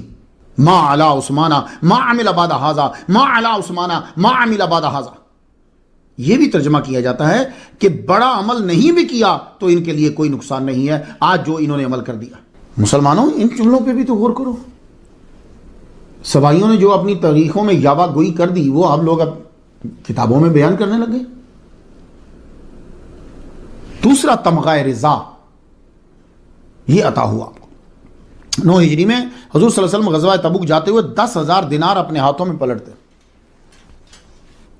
اے اللہ میں عثمان سے راضی ہو گیا، تو بھی راضی ہو۔ کیسے مسلمان ہو، نبی تو راضی ہو گیا اور تم ناراض ہو؟ سوچ رہے ہیں کہ نبی تو راضی ہو گیا، اور جب نبی نے اللہ سے کہا تو اللہ بھی راضی ہو گیا، تبھی تو رضی اللہ عنہ ہوا ہے۔ تو جس سے اللہ راضی ہے، جس سے رسول راضی ہے، اس سے تم ناراض ہو تو تمہارے ناراض ہونے کی کوئی اوقات ہی نہیں ہے۔ ہمارا کیا مقام حضرت عثمان غنی رضی اللہ تعالیٰ عنہ کے سامنے؟ اور ایک اور چیز، اولیاء اور صوفیاء حضرت عثمان غنی رضی اللہ تعالیٰ عنہ سے راضی ہیں، کیونکہ حضور راضی ہیں اور وہ رضی اللہ عنہ۔ اس لیے کوئی صوفی، کوئی ولی آپ کو نظر نہیں آئے گا جو حضرت عثمان غنی کے بارے میں کوئی نازیبا لفظ استعمال کرے۔ تو اگر کوئی آپ کو نظر آئے تو فوراً ہٹ جائیے، وہ نہ صوفی ہے نہ ولی ہے، بلکہ اس کو ایمان کا بھی اب خطرہ ہے۔ اور حضرت عثمان غنی رضی اللہ تعالیٰ عنہ، آپ کا شام سے سیریا سے تجارتی قافلہ بڑا منافع کما کے آیا ہی تھا، پہنچا ہی تھا۔ آپ نے 950 اونٹ اور 50 گھوڑے دیے، یہ سیار و علام النبلاء میں لکھا ہے۔ آپ نے 1000 اونٹ 70 گھوڑے دیے، یا استیاب جلد دوسری صفحہ 488 پہ لکھا ہوا ہے۔ 700 اوقیہ سونا دیا، یہ مسند ابی یعلا میں لکھا ہوا ہے۔ 10,000 دینار نقد دیے، نقد، الاستیاب جلد دوسری صفحہ 488 پہ لکھا ہوا ہے۔ اس کے بعد حضرت عثمان غنی رضی اللہ تعالیٰ عنہ کو ریوارڈ ملے، وہ بھی سن لیں۔ غزوہ تبوک میں ایک تہائی یعنی کم از کم 10,000 کا مکمل خرچہ تیل سے تسمے تک آپ نے دیا. تو حضور نے کیا فرمایا؟ یہ جملہ کسی اور کے لیے ہے؟ ما در عثمان ما عمل بعد هذا اليوم. 2 مرتبہ میرے نبی نے کہا، 2 مرتبہ یہ جملہ، آج کے بعد عثمان جو کرے اسے نقصان نہ پہنچائے گا. مطلب آپ کو کلی چھٹی ہے، جو چاہے کرے. لیکن اب اس کا مطلب یہ نہ لیجئے گا کہ حضور نے کہہ دیا گیا عثمان جائے تو جا کے جو مرضی گناہ کرتا رہے. نہیں، عام آدمی شرم و حیا والا گناہ سے بچتا ہے تو یہ تو وہ ہیں کہ فرشتے ان سے حیا کرتے ہیں. اس کا مطلب تھا کہ غلطی سرزد ہوگی ہی نہیں. ما علی عثمان ما عمل بعد هذا، ما علی عثمان ما عمل بعد هذا. یہ بھی ترجمہ کیا جاتا ہے کہ بڑا عمل نہیں بھی کیا تو ان کے لیے کوئی نقصان نہیں ہے آج جو انہوں نے عمل کر دیا. حضور نے فرمایا بھئی جس نے بیر روما وقف کیا، میں خلاصہ بیان کرنے لگا ہوں، ترجمہ نہیں، جس نے بیر روما خریدا اس کے لیے جنت. تو کس نے خریدا؟ حضرت عثمان غنی نے وقف کیا. جس نے جیش اسرا کے لیے سامان مہیا کیا اس کے لیے جنت کس نے کیا؟ حضرت عثمان غنی رضی اللہ. یہ میں خلاصہ بیان کر رہا ہوں. حضرت عثمان غنی رضی اللہ تعالیٰ عنہ نے 2 مرتبہ جنت خریدی. جنتی تو وہ کئی پہلو سے ہیں جی، ان کے جتنے اعمال، ان کا صحابی ہو جانا اور بڑے کام، لیکن ایک قدم آگے ہیں یہ دوسرے صحابہ سے. آپ نے جنت خریدی ہے ورنہ آپ عشرہ مبشرہ میں داخل ہیں. ان کا یہ کہنا کہ حضرت عثمان غنی رضی اللہ تعالیٰ عنہ نے اشترى عثمان بن عفان رضی اللہ تعالیٰ عنہ الجنت من النبی مرتين. حضرت عثمان غنی رضی اللہ تعالیٰ عنہ نے حضور سے 2 مرتبہ جنت خریدی. بیر روما کے وقت 20,000 چاندی کے سکے دے کر اور جیش اسرت کے وقت 10,000 مجاہدوں کو خرچہ دے کر. یہ فرمان آپ کو ملے گا المستدرک میں ملے گا، تاریخ دمشق میں ملے گا. الجز اس کا 89 صفحہ 72 ہے. تاریخ الاسلام و وفایات المشاہیر والاعلام عہد خلفائے راشدین 3 جلد ہے اور 480 ہے. حلیت الاولیاء و طبقات الاسفغیہ الجز الاول صفحہ 57 ہے جو عربی کی ہے. 2 مرتبہ جنت خریدی آپ نے. حضور صلی اللہ علیہ وآلہ وسلم کے لیے کئی بار گھر میں کھانا بھیجتے تھے. آپ لوگ جو تحائف دیتے ہو نا علماء کو، مولویوں کو، یا کھانا پرانے آپ کے دادا دادی نانا نانی جو تھے وہ پہلے کھانا مولوی کے گھر بھیجتے تھے. وہ بڑے ذہین لوگ تھے. یہ حضور صلی اللہ علیہ وآلہ وسلم کے گھر کئی مرتبہ حضرت عثمان غنی رضی اللہ تعالیٰ عنہ نے کھانا بھیجا. میں حوالہ دے دوں آپ کو، تاریخ ابن خلدون جلد پہلی ہے 465 ہے. اور ایک واقعہ سناتا ہوں آپ کو. 4 روز گزر گئے، حضور صلی اللہ علیہ وآلہ وسلم کے گھر کچھ نہیں ہے. کیا مطلب؟ کھانے کے لیے. جس نبی کے صدقے یہ ساری کائنات بنی ہے وہ اپنے گھر میں ہی آرڈر دے تو وہیں ہر چیز اگائے. اسے بھی چھوڑیے، جبریل علیہ السلام تو آتے ہیں نا، اے جبریل جنت سے کھانا لیتے آنا، کیا مشکل ہے؟ نہیں، نبی نے نمونہ بننا ہے، ماڈل بننا ہے. تو امتیوں کے اندر کئی کیٹیگریز کے لوگ ہیں جن پر کئی کیفیات اور حالات گزرتے ہیں، تو سب کے لیے نمونہ. 4 روز گزر گئے، گھر میں کھانے کے لیے کچھ نہیں. حضور صلی اللہ علیہ وآلہ وسلم آئے، گھر تشریف لائے. صبح کا ٹائم ہوگا، آگے کہتے ہیں بی بی عائشہ سے پوچھتے ہیں کہ کچھ ہے گھر میں کھانے کے لیے. اور جواب دیکھو، ذہین عورتیں کیا بات ہے. بی بی عائشہ کہنے لگیں اللہ آپ ہی کے ذریعے سے دیتا ہے. اللہ اکبر جل شانہ. یعنی یہ بھی تو کہہ سکتی تھی کہ گھر میں کچھ نہیں ہے، کھانے کو کچھ نہیں ہے. نہیں، اللہ آپ ہی کے ذریعے سے دیتا ہے. اللہ اکبر جل شانہ. حضور نے سنا اور مسجد نبوی تشریف لے گئے. جا کے نیا وضو کیا اور نوافل شروع کر دیا. اور نوافل بھی آپ جگہ بدل بدل کے پڑھ رہے، 2 یہاں پڑھے، 2 یہاں پڑھے، 2 یہاں پڑھے. تو آپ لوگوں کو بھی جب کوئی مسئلہ گھر میں ہو نا کھانے کا، رزق کا، تو آپ بھی نبی کی سنت پر عمل کیا کریں. نیا وضو کیا، مسجد میں گئے، نوافل پڑھنا شروع کر. حضور صلی اللہ علیہ وآلہ وسلم یہاں مسجد میں نوافل ادا کر رہے ہیں، رب کو سجدہ کر رہے ہیں کہ حضرت عثمان غنی رضی اللہ تعالیٰ عنہ سلام کے لیے تشریف لائے. دروازہ کھٹکھٹایا. بی بی عائشہ نے پہچان لیا. آپ پوچھتے ہیں حضور کہاں ہیں؟ تو بی بی عائشہ نے فرمایا ابھی آئے تھے، تھوڑی دیر پہلے آئے تھے، کھانا نہیں تھا تو پھر مسجد تشریف لے گئے. وہ شاید زبانی سے منہ سے نکل گیا کہ کھانا نہیں تھا تو پھر مسجد تشریف لے گئے، یا اپنا سمجھ کر بات کر دی. دماغ ہے. حضرت عثمان غنی رضی اللہ تعالیٰ عنہ کی یہ سنتے ہی آنکھوں میں آنسو آ گئے. اب فوراً واپس گھر گئے. کھجوروں اور گندم سے لدا ہوا اونٹ، 100 چاندی کے سکے اور ایک بھنا ہوا پورا بکرا اور روٹیاں پیش کر دی. کہا گندم پیستے پکاتے دیر لگ جاتی تو میں بھنا ہوا بکرا لے آیا. تو روتے ہوئے کہنے لگے ماں جی آئندہ کبھی ایسا ہو کہ گھر میں کھانا نہ ہو تو اس بیٹے کو حکم دیا کرو. اللہ اکبر چلا شاہ. یہ دے کر واپس گئے تو حضور صلی اللہ علیہ وآلہ وسلم گھر تشریف لائے. کہنے لگے کچھ ہے؟ مجھے اس سوال کے اوپر تھوڑی دیر رکنا ہے. جب نوافل سے پہلے پوچھ گئے تھے کہ کچھ ہے اور آپ کو جواب ملا تھا کہ آپ ہی کے ذریعے سے اللہ دیتا ہے، تو تھوڑی دیر کے بعد پھر آگے کیوں پوچھ رہے ہیں؟ آپ بھی غور کیجئے گا. میں تشریح کروں گا تو کہیں ایسا نہ کہیں کہ فرقہ برائیت ہوتی ہے. آپ کو جب معلوم ہوا کہ حضرت عثمان غنی رضی اللہ تعالیٰ عنہ جو ہیں وہ یہ سامان دے گئے ہیں، حضور صلی اللہ علیہ وسلم کے دل سے دعا نکلی. مسلمانوں حضرت عثمان غنی رضی اللہ تعالیٰ عنہ کی لائف کو دیکھو، نبی کے دل سے بنا کہے دعا نکل رہی ہے. اصل دعا یہ ہوتی ہے جو بنا کہے دل سے نکلے. قبولیت اسے پکڑ لیتی ہے. ہاتھ بلند کر کے دعا مانگی. مسجد تو گری ہوئی تھی، مسجد چلے گئے. حالانکہ وہاں کھڑے بھی دعا مانگ سکتے تھے.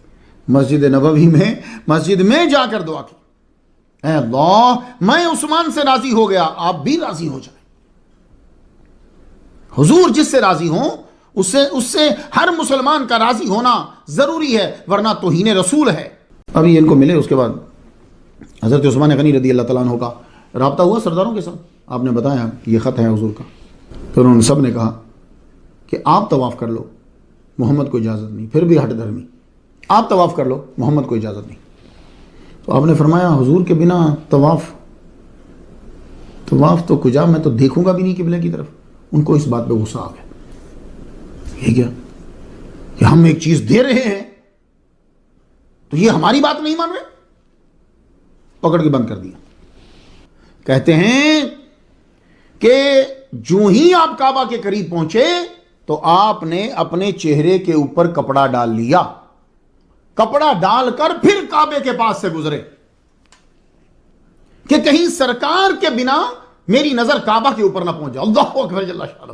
اور ہو سکتا تھا کہ کسی کو استدلال سمجھ میں نہ آتا، نبی نے اپنا ہاتھ عثمان کا ہاتھ کہہ کے محسوس طور پر واضح کر دیا کہ عثمان یہی ہے، اور اشارہ بھی کر دیا کہ زندہ ہے. کیونکہ مردے کی بیعت نہیں لی جاتی بھائی صاحب. کوئی ایسے پیر صاحب ہیں وہ قبرستان میں بیٹھ کر اٹھو مردوں میری بیعت کرو؟ نہیں، زندہ ہی آتے ہیں پیر صاحب کے پاس، جی ہم آپ کی بیعت کرنے آئے. تو داہنے ہاتھ کو حضرت عثمان غنی رضی اللہ تعالیٰ عنہ کا ہاتھ قرار دے کر مستقبل کے معترضین کے منہ بند کر دی. ہر صحابی نے اپنے ہاتھ سے نبی کے ہاتھ پر بیعت کی. عثمان غنی رضی اللہ تعالیٰ عنہ واحد ہیں کہ نبی کے ہاتھ سے نبی کے ہاتھ پر بیعت کی. اس وقت اللہ نے نبی کے ہاتھ کو اپنا ہاتھ کہا اور نبی نے اپنے ہاتھ کو عثمان کا ہاتھ کہا. حضرت عثمان غنی رضی اللہ تعالیٰ عنہ کا چناؤ کس طرح ہوا؟ جمہوریت یہ ہے کہ اچھے لوگ اپنے میں سے کسی ایک اچھے کو چن لیں. ڈیفینیشن کی جاتی نا، government of the people, by the people, for the people. اس پہ بیٹھ کے اور کیجیے. بہت سالوں نقصان اٹھا چکے ہیں. اسلام کہتا ہے کہ جمہوریت یہ ہے کہ اچھے بندوں کی جماعت اپنے میں سے ایک اچھے کو چن لیں. حضرت عمر رضی اللہ تعالیٰ نے فرمایا میں تم کو 6 جنتی لوگوں کے نام دیتا ہوں، عثمان، علی، طلحہ، زبیر، عبد الرحمن بن عوف اور سعد. 6 کے نام دیتا ہوں. ان 6 میں سے جسے چاہو 3 دن کے اندر اندر خلیفہ بنا لینا، اور جو تم میں سے بہتر ہوگا اللہ اس پر تم سب کو متفق کر دے گا. اب یہاں ذرا ایک بات دیکھنا، اعتراضات کی لسٹ بنانی ہو تو آدمی بدتمیز بے حیا ہو جائے تو کوئی بات نہیں. عمر نے نہ اپنے بیٹے کا نام دیا اور نہ ہی سعید بن زید کا دیا. یہ سعید بن زید جو ہیں یہ معاشرہ مبشرہ میں سے ہیں، انتہائی اچھے کہ جن کو نبی کہتے جنتی. لیکن چونکہ یہ چچا زاد ہیں نام نکال دی. یار جن لوگوں نے اتنی احتیاط برتی ہو اسلام کے لیے، ان لوگوں پر 100 200 روپے کے الزام لگاتے ہو. یہ تو ہمارا گھٹیا پن واضح کر دے گا، نہ کہ ان کی شان پر کوئی دبا آئے گا. حضرت عمر فاروق رضی اللہ تعالیٰ عنہ کی تجہیز و تکفین کے 2 روز گزر گئے مگر فیصلہ نہیں ہو پا رہا. تیسرے روز عبد الرحمن بن عوف رضی اللہ تعالیٰ عنہ نے فرمایا ہم کل 6 ہیں بھائی، ٹھیک ہے، تو آپ خود میں سے یہ 6 جو ہو، 6 جو ہیں ان میں سے تم 3 چن لو کہ تم کس کو ووٹ دو گے، تو دوسرے کے حق میں دستبردار ہو جاؤ. حضرت زبیر دستبردار ہوئے اور کہا میرا ووٹ علی کے لیے ہے. حضرت سعد دستبردار ہوئے، کہا میرا ووٹ عبد الرحمن بن عوف کے لیے ہے. حضرت طلحہ نے کہا میرا ووٹ حضرت عثمان بن عفان کے لیے ہے. تو 6 اچھے بندوں میں سے 3 اچھے بندوں نے 3 اچھے بندے چن لیے. اب 3 بنے، حضرت زبیر، سعد اور طلحہ دستبردار ہو گئے. اب بچے 3، عبد الرحمن، علی، حضرت عثمان غنی. عبد الرحمن بیچ میں سے بولے میں بھی دستبردار ہوتا ہوں، میں خلافت کا لیے آگے نہیں بڑھتا. اب بچ گئے 2، علی اور عثمان. اب جب یہ حضرت علی اور حضرت عثمان 2 امیدوار بچے، حضرت عبد الرحمن نے یہ کہا کہ آپ دونوں کو میرا فیصلہ قبول ہوگا. دونوں راضی ہو گئے. اب عبد الرحمن 2 دن تو گزر گئے نا، اب انہوں نے خفیہ، یہ تیسرا دن صبح شروع ہو گیا اور اس کے بیچ میں بھی اب خفیہ طور پہ بھی اور ظاہری طور پر عوام کی رائے لے رہے ہیں. تاریخ ابن خلدون جلد اس کی 2 ہے، صفحہ 996 ہے. باس مقتل عمر لوائح الانوار ہے، جلد اس کی 2 ہے، صفحہ اس کا 317 ہے. حضرت عبد الرحمن نے علیحدگی میں حضرت عثمان سے پوچھا آپ کی بات میں اگر نہ کروں تو آپ مجھے کس کی بات کرنے کا بولو گے؟ تو حضرت عثمان بولے علی کی. پھر آپ حضرت علی سے ملے خفیہ طور پر علیحدگی میں، کہنے لگے اگر میں آپ کی بات نہ کروں تو آپ مجھے کس کی بات کرنے کا بولو گے؟ حضرت علی نے فرمایا عثمان کی. سن رہے ہیں جناب آپ؟ یہ بھی تو طریق ہے نا بھائی.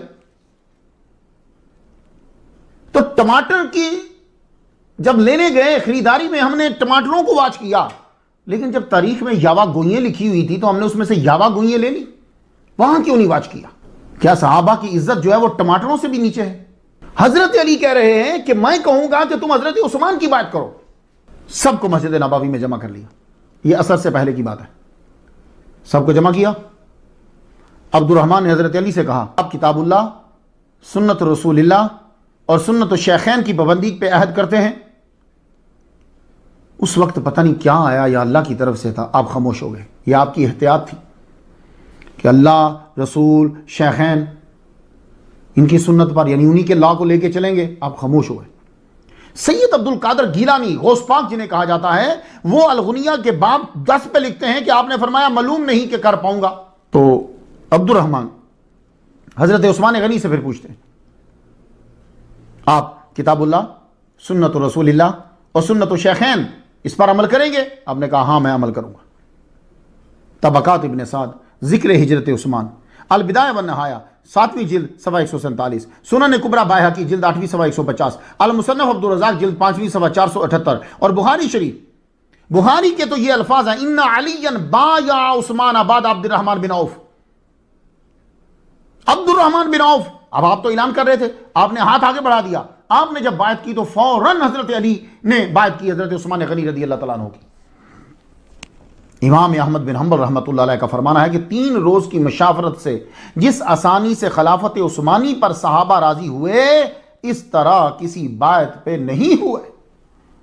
سوموار کا دن ماہ محرم عصر کے وقت آپ کی خلافت پر مسجد نبوی میں حضرت علی سمیت اتفاق ہو گیا. سب نے بائعت کی. حضرت صہیب رومی نے عصر کی اذان دی. حضرت عثمان غنی رضی اللہ تعالیٰ عنہ نے خلیفہ وقت کی حیثیت سے سب سے پہلی جو نماز پڑھائی وہ عصر کی نماز ہے. یہ جو 3 دن گزرے تھے، ان 3 دنوں میں حضرت صہیب رومی ہی امامت کروا رہے تھے مسجد نبوی. جب آپ نماز پڑھا چکے، اب آپ منبر پہ بیٹھے. اب سنیے بات کو ذرا.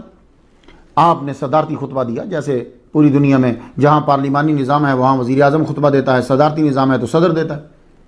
آپ نے چند منٹ میں پوری بات کہہ دی. کہا لمبا خطبہ دینے کی ضرورت نہیں ہے، پھر کبھی دیں گے.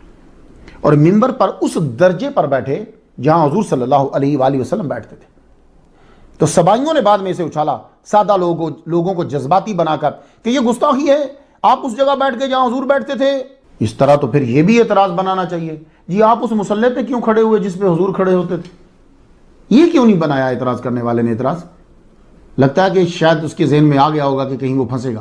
آپ اسی درجے پہ بیٹھے جس درجے پہ حضور بیٹھتے، کیوں؟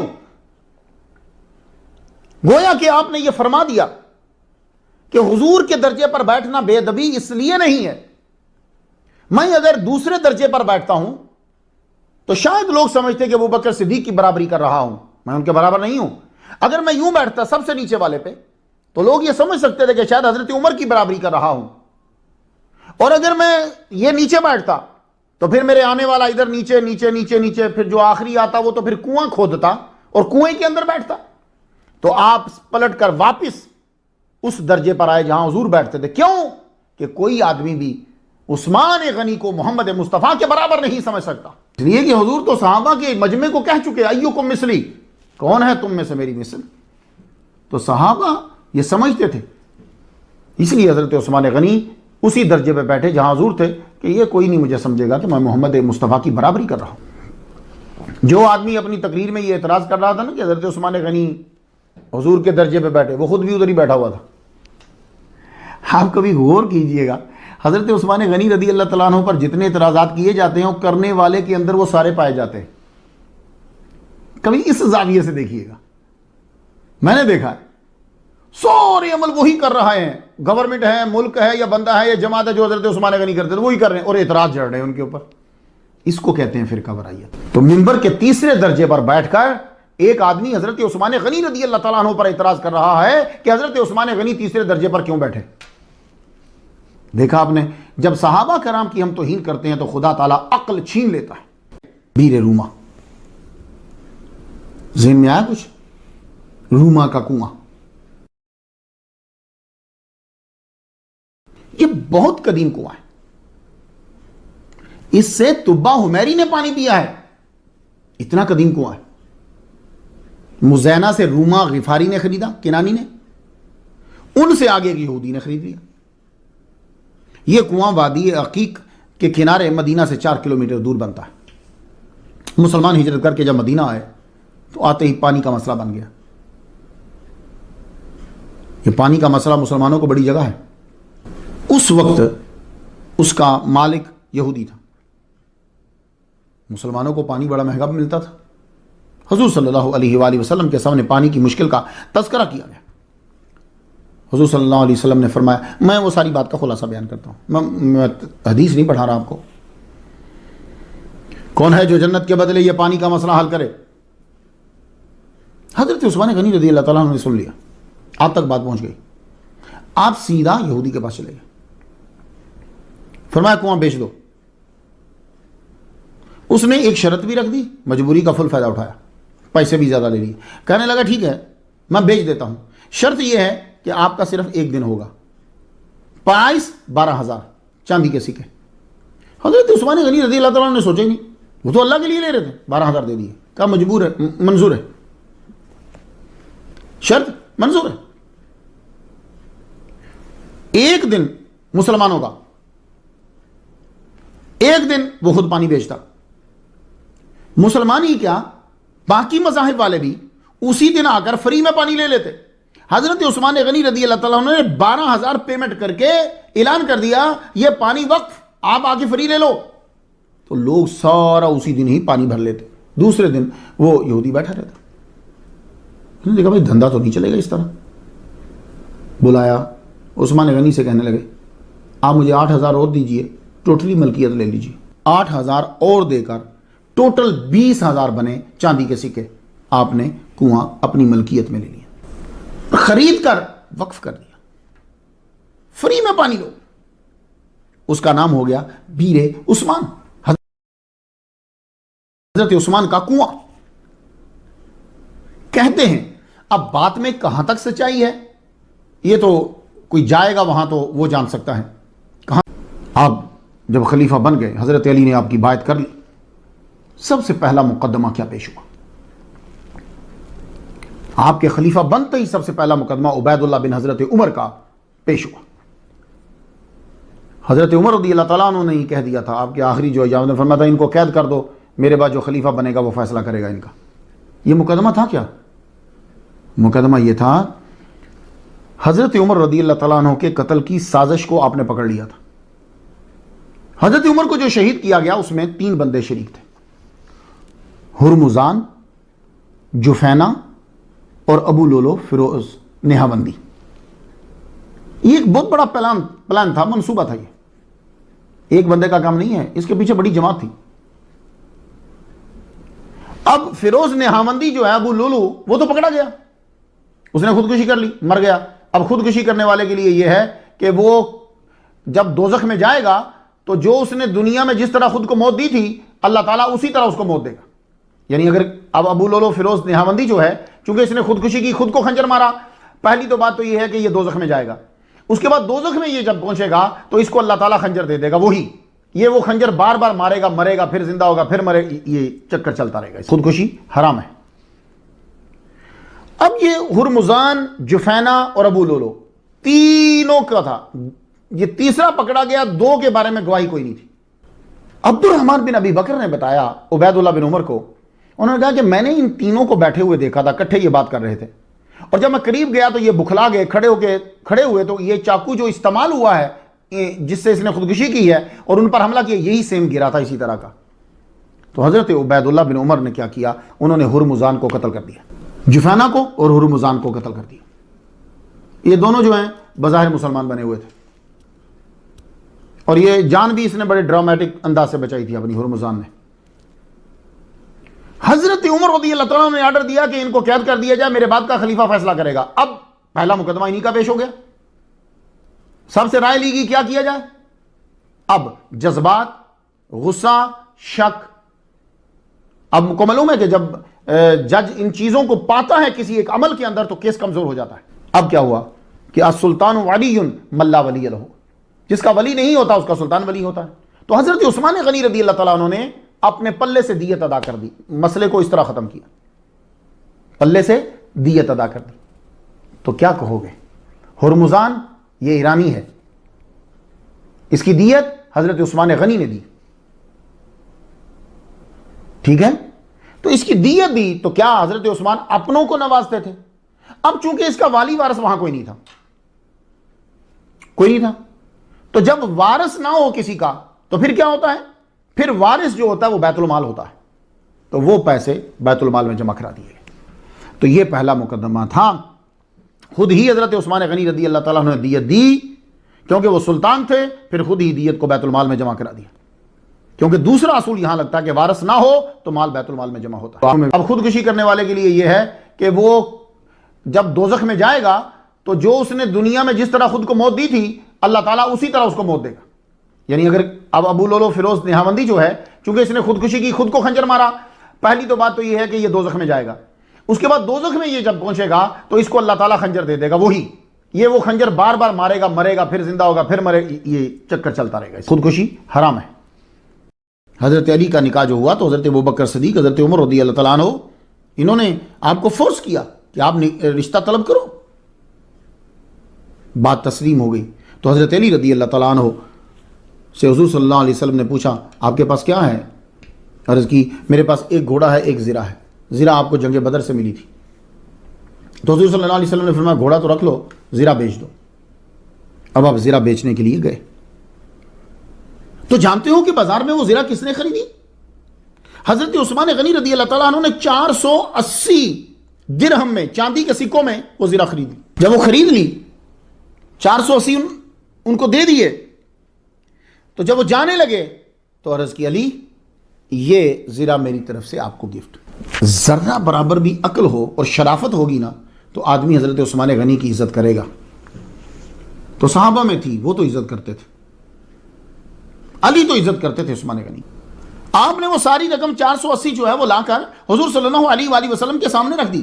حضور کو جب معلوم ہوا کہ یہ عثمان غنی نے دی تو آپ نے ان کے لیے دعائیں کی. حضرت عثمان غنی رضی اللہ تعالیٰ عنہ بطور گواہ بھی شامل ہوئے شادی میں. حضرت علی رضی اللہ تعالیٰ عنہ کی شادی جو بی بی فاطمہ سے ہو رہی اس میں بطور گواہ حضرت عثمان غنی رضی اللہ تعالیٰ عنہ ہے. اب میں آپ سے ایک مسئلہ پوچھ سکتا ہوں، مسلمانوں کی شادیوں میں غیر مسلم گواہ بنتے ہیں؟ احسان اللہ کا، اس کے بعد اولیاء اور صوفیاء کا جنہوں نے ہمیں صحابہ کی محبت عطا فرمائی، ورنہ ذلیل و رسوا ہو جاتے. آپ کو میں حضرت عثمان غنی تیسرے خلیفہ کی بھی سن لیں کہ آپ کے علی کے خاندان سے اور حضرت علی کے آپ سے کتنے خوشگوار تعلقات تھے۔ حضرت علی کو سواری دی، آپ بھی جس سے بڑا خوش ہوتے ہیں نا اسے گاڑی دیتے ہیں، ایسا ہوتا ہے؟ آپ اپنی بیوی سے خوش ہیں، یہ لو گاڑی دے دی، بیٹے سے خوش ہیں، گاڑی دے دی۔ کئی بادشاہ ایسے ہیں، میں عمان میں تقریر کرنے کے لیے گیا، 41واں شاید اس کا برتھ ڈے تھا یا کیا تھا، جو بھی، کہنے لگے کہ وہ بادشاہ جو ہے قابوس وہ چابیاں بانٹتا ہے گاڑیوں کی۔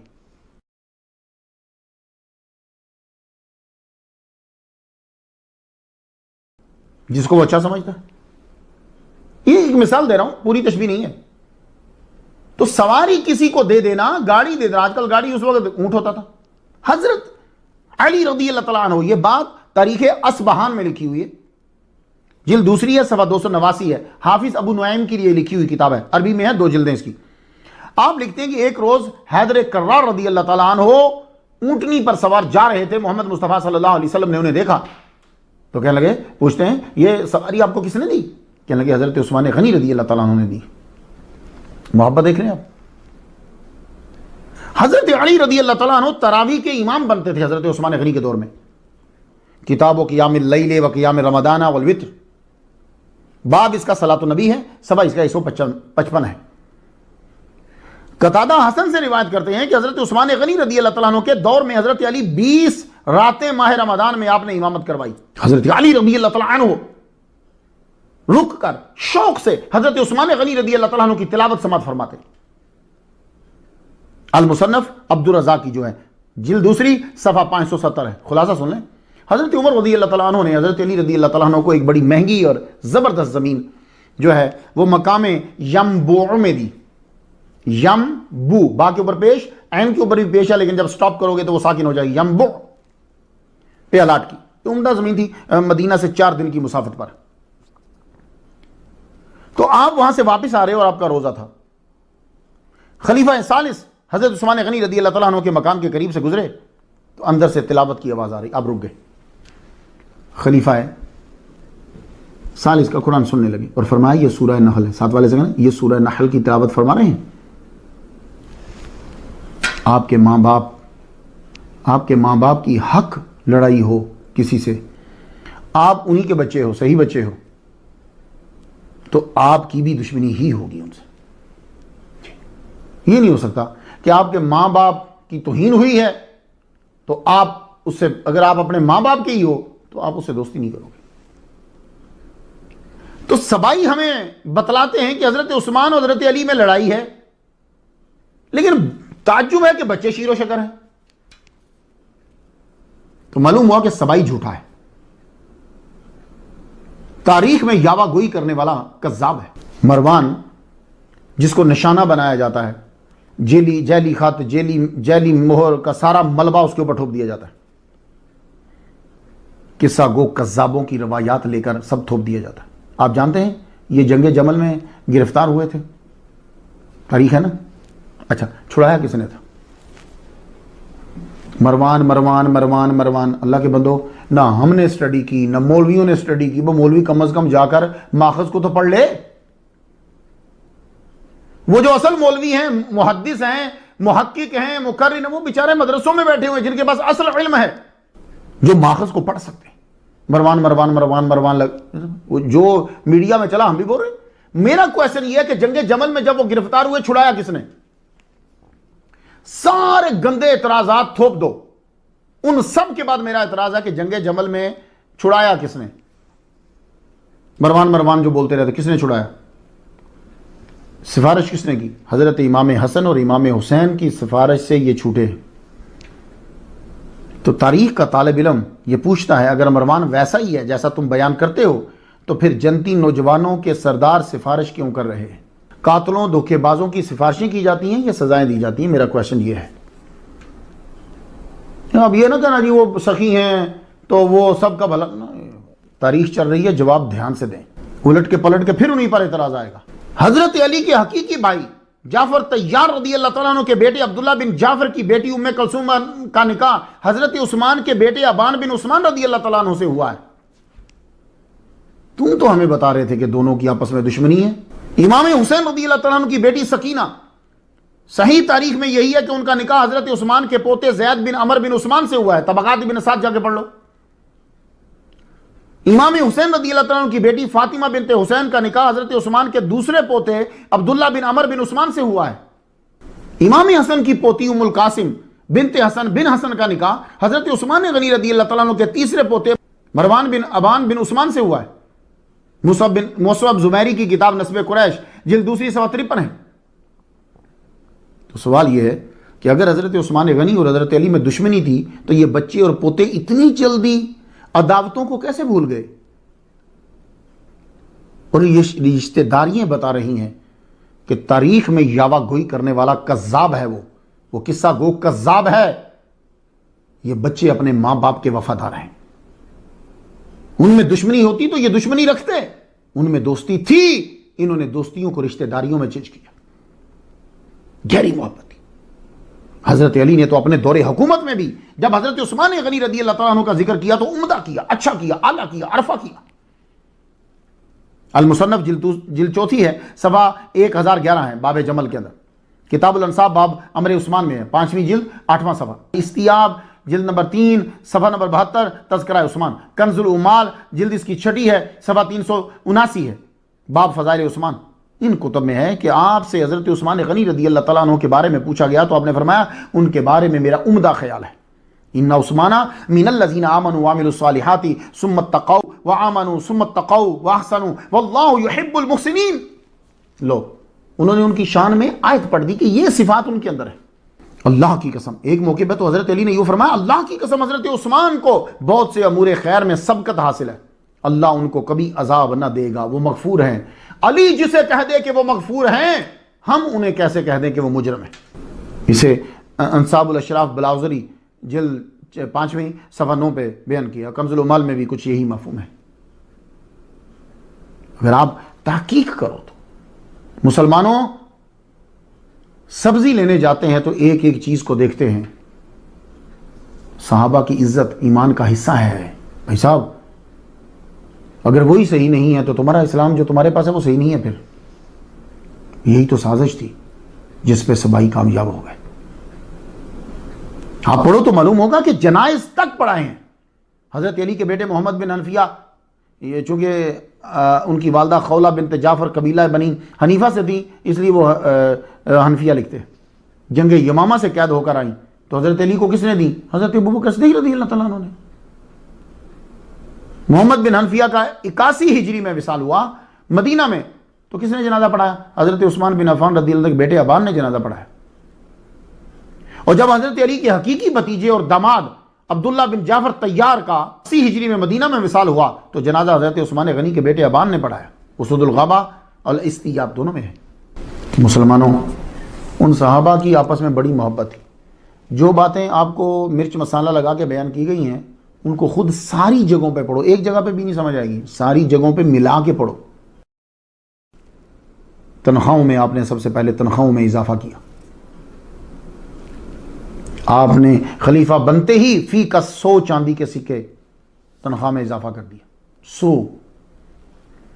ماہ رمضان المبارک میں مدنی آدمی جتنے تھے مدینہ کے ان کو روزانہ 1 چاندی کا سکہ دیا جاتا تھا، اور ازواج مطہرات کو چاندی کے۔ غنی رضی اللہ تعالیٰ عنہ حضرت علی کی فیملی کا خاص خیال رکھتے تھے۔ طبقات ابن سعد 5ویں جلد ہے اور صفحہ 21 ہے۔ سعید بن العاص کوفہ سے مدینہ آئے، مدینہ شریف کے بزرگوں کے لیے تحائف جو ہیں وہ لائے۔ وَبُعِثَ إِلَىٰ عَلِي بن ابی طالب أَيْضًا فَقَبَّلَ مَا بُعِثَ إِلَيْهِ۔ یہ اعتراضات کی لسٹ میں اضافہ کے سوا کچھ نہیں کہ حضرت عثمان غنی اپنوں کو نوازتے تھے۔ انہوں نے علی کو جا کے دو، بلکہ حقیقت یہ ہے کہ آپ سب کو نوازتے تھے۔ قرۃ العینین فی تفصیل الشیخین کتاب کا نام ہے، یہ صفحہ اس کا 271 ہے۔ حضرت عثمان غنی رضی اللہ تعالیٰ عنہ نے خطبے میں فرمایا، تم میں ہر روز عطیات تقسیم کیے جاتے ہیں، روز اپنوں کو نوازتے تھے، انہیں روز بانٹے جاتے تھے۔ حضرت حسن بصری نے فرمایا کہ میں نے خود حضرت عثمان غنی رضی اللہ تعالیٰ عنہ کے منادی کو سنا، وہ آواز لگاتا تھا، اے لوگو صبح پہنچ کر اپنے عطیات حاصل کر لو۔ اپنے رشتہ داروں کو جو دیتے تھے وہ اپنے مال سے دیتے تھے۔ البدایہ و نہایہ 7ویں جلد ہے، صفحہ 169 ہے۔ تاریخ طبری 5ویں جلد ہے، صفحہ 103 ہے۔ آپ نے ایک روز فرمایا میں اپنے رشتہ داروں کو جو دیتا ہوں من فضل مال ہی دیتا ہوں، اپنے زائد مال سے دیتا ہوں۔ حضرت عثمان غنی رضی اللہ تعالیٰ عنہ اپنا جیب خرچ جو ہیں اپنے مال ہی سے لیتے، بیت المال سے نہیں لیتے تھے۔ آپ یہ سمجھتے ہوں گے جیسے آج کل صدر یا پرائم منسٹر لیتے، وہ بیت المال سے نہیں لیتے۔ آپ کا اپنا تجارت بڑی تھی، صلہ رحمی بہت بڑی نیکی، اس پہ ہماری توجہ نہیں ہے۔ صحابہ کرام اس پہ بڑی توجہ دیتے تھے، رشتہ داروں کے بارے میں، ان کے حقوق۔ تو حضرت عثمان غنی کا یہ عمل یہ تھا کہ دوسروں کو نوازتے، خوب دیتے، سب کو دیتے، مگر خود گھر جا کر سرکہ یا زیتون سے ہی کھانا کھاتے۔ کتاب الزہد صفحہ 160۔ گھر جاتے، زیتون تھوڑا سا لیا، ڈنڈالا، روٹی لی، ڈبو کے کھا گئے، یا سرکہ لیا، سرکے میں ڈبو کے کھا لے۔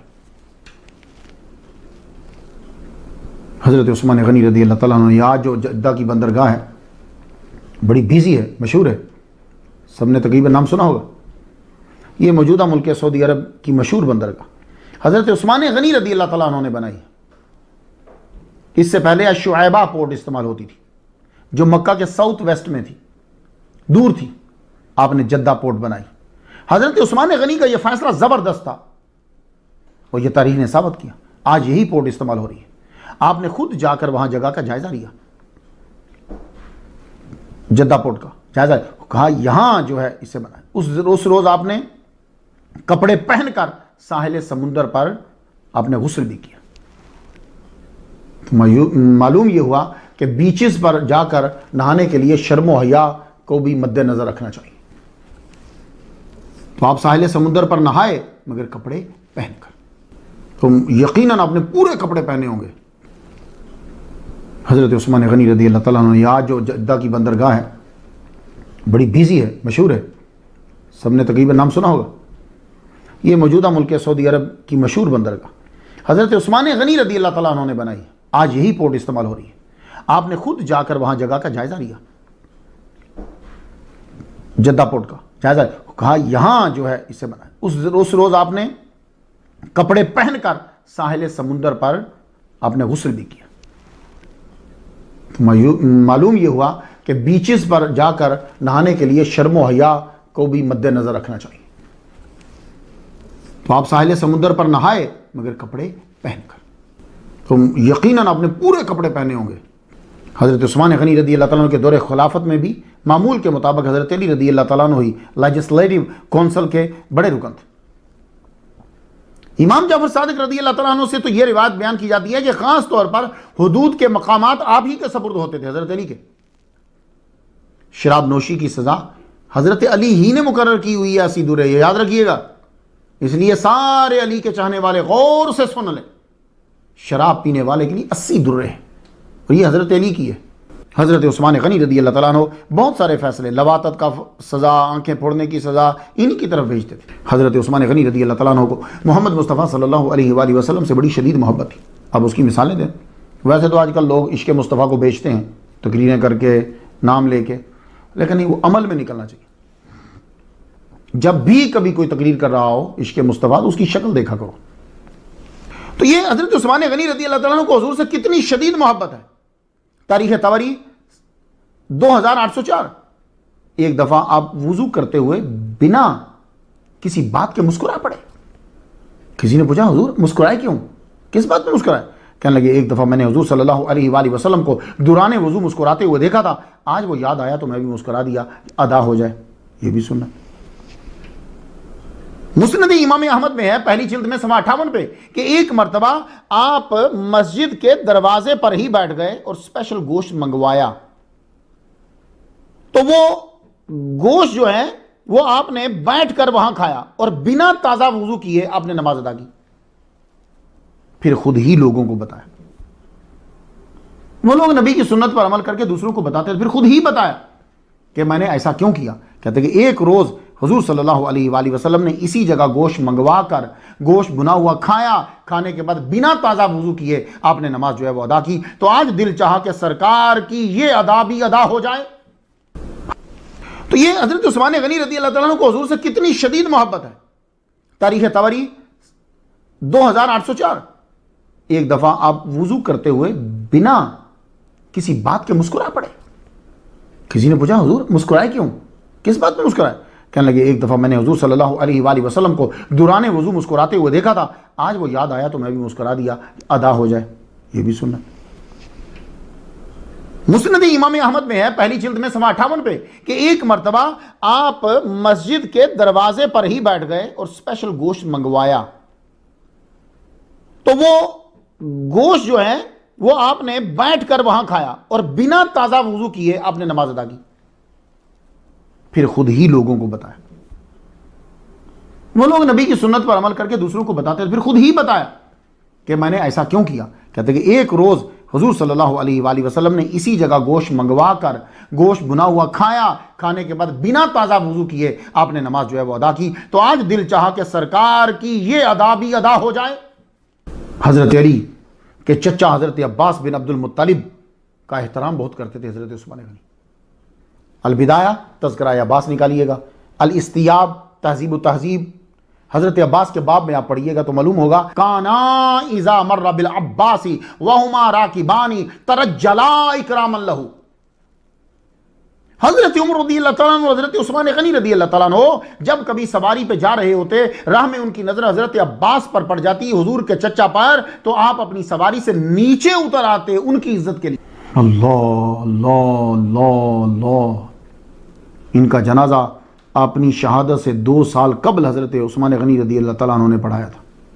حضرت علی کے چچا حضرت عباس کا مزار جنت البقیع میں. اب سوچو, جو عثمان غنی حضور کی وجہ سے حضرت عباس کے لیے سواری سے اتر آئے اور پیدل چلنے لگے, وہ صحابہ حضور کی آل کی کتنی عزت کرتے ہوں گے, یہ تو سوچئے. وہ چچا ہیں, آل کی کتنی عزت کرتے ہوں گے. تو علی کے چچا حضرت عباس کے گستاخ کو حضرت عثمان غنی نے سزا دی. تاریخ طبری 5ویں جلد صفحہ 136 ہے. ایک آدمی نے حضرت عباس سے جھگڑا بھی کیا اور بدتمیزی بھی کی اور نازیبا الفاظ بھی بولے. حضرت عثمان غنی رضی اللہ تعالیٰ عنہ نے اسے سزا دی. کسی نے پوچھا آپ نے ایسا کیوں کیا؟ آپ نے فرمایا حضور اپنے چچا کی تعظیم کریں اور میں اجازت دے دوں کہ ان کی توہین اور تحقیر کرو. جس نے ایسا کیا اس نے نبی کی مخالفت کی. اب آپ بتاؤ, جو چچا کی عزت کر رہا ہے وہ بیٹی کی نہیں کرے گا, ان کی بیٹی کے بیٹوں کی نہیں کرے گا. تو معلوم ہوا وہ صحابہ غلط نہیں ہے, یہ تاریخ میں کذابوں کا عمل دخل ہو گیا. حضرت عثمان غنی رضی اللہ تعالیٰ عنہ قرآن کی تلاوت کو بڑا پسند فرماتے تھے. آپ کا دور خلافت 24 ہجری سے لے کر ذوالحج 35 تک ہے, 12 دن کم 12 سال. آپ دن کو روزہ رکھتے, رات کو قیام, بعض اوقات تو ایک ہی رکعت میں قرآن مجید مکمل فرما دیتے. قرآن سے آپ کی محبت, شدید محبت کا یہ عالم ہے کہ شہادت کے وقت بھی آپ قرآن ہی کی تلاوت فرما رہے تھے. اور خون کے کچھ چھینٹے پہلے پارا پہ گرے. فَسَيَكْفِيكَهُمُ اللَّهُ وَهُوَ السَّمِيعُ الْعَلِيمُ, اس آیت کے اوپر طبقات ابن سعد جلد 3 صفحہ 53 پہ ہے.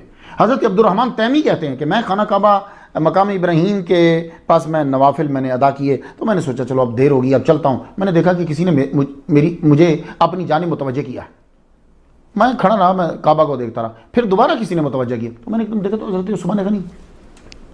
تو حضرت عثمان غنی جو ہے انہوں نے نماز کی نیت باندھی. اب یہ نفل ہی ہوں گے نا بھائی, تو کہتے ہیں کہ میں نے ان کے پیچھے شروع کر دی. ایک رکعت میں پورا قرآن پڑھ دیا, پھر باقی رکوع اور سجود اور رکعت جو ہے وہ مکمل کرنے کے بعد آپ نے سلام پھیرا. اسی صفت کا تذکرہ, قرآن کی تلاوت سے محبت, آپ کی زوجہ حضرت نائلہ نے شہادت کے وقت کیا کہ تم نے ایسے شخص کو مار دیا جو تمام رات عبادت میں مصروف رہتے تھے اور ایک رکعت میں قرآن پڑھتے تھے. طبقات ابن سعد جلد 3 صفحہ 53 پہ ہے. حضرت عبد الرحمن تیمی کہتے ہیں کہ میں خانہ کعبہ مقام ابراہیم کے پاس میں نوافل میں نے ادا کیے, تو میں نے سوچا چلو اب دیر ہوگی اب چلتا ہوں. میں نے دیکھا کہ کسی نے مجھے اپنی جانب متوجہ کیا ہے. میں کھڑا رہا, میں کعبہ کو دیکھتا رہا. پھر دوبارہ کسی نے متوجہ کیا تو میں نے ایک دم دیکھا تو حضرت عثمان غنی. تو حضرت عثمان غنی جو ہے انہوں نے نماز کی نیت باندھی. اب یہ نفل ہی ہوں گے نا بھائی, تو کہتے ہیں کہ میں نے ان کے پیچھے شروع کر دی. ایک رکعت میں پورا قرآن پڑھ دیا, پھر باقی رکوع اور سجود اور رکعت جو ہے وہ مکمل کرنے کے بعد آپ نے سلام پھیرا. اسی صفت کا تذکرہ, قرآن کی تلاوت سے محبت, آپ کی زوجہ حضرت نائلہ نے شہادت کے وقت کیا کہ تم نے ایسے شخص کو مار دیا جو تمام رات عبادت میں مصروف رہتے تھے اور ایک رکعت میں قرآن پڑھتے تھے۔ 31 ہجری کی بات ہے۔ حضرت عثمان غنی رضی اللہ تعالیٰ عنہ کی فوج آرمینیا گئی ہوئی تھی، فوج ارد روم کے قریب موجود تھی کہ فوج میں لڑائی ہو گئی۔ امام صاحب نے نماز پڑھائی تو ایک شامی مقتدی بولا یہ لفظ یوں تلفظ کرنا ہے، ہمارے استاد نے یوں پڑھایا ہے۔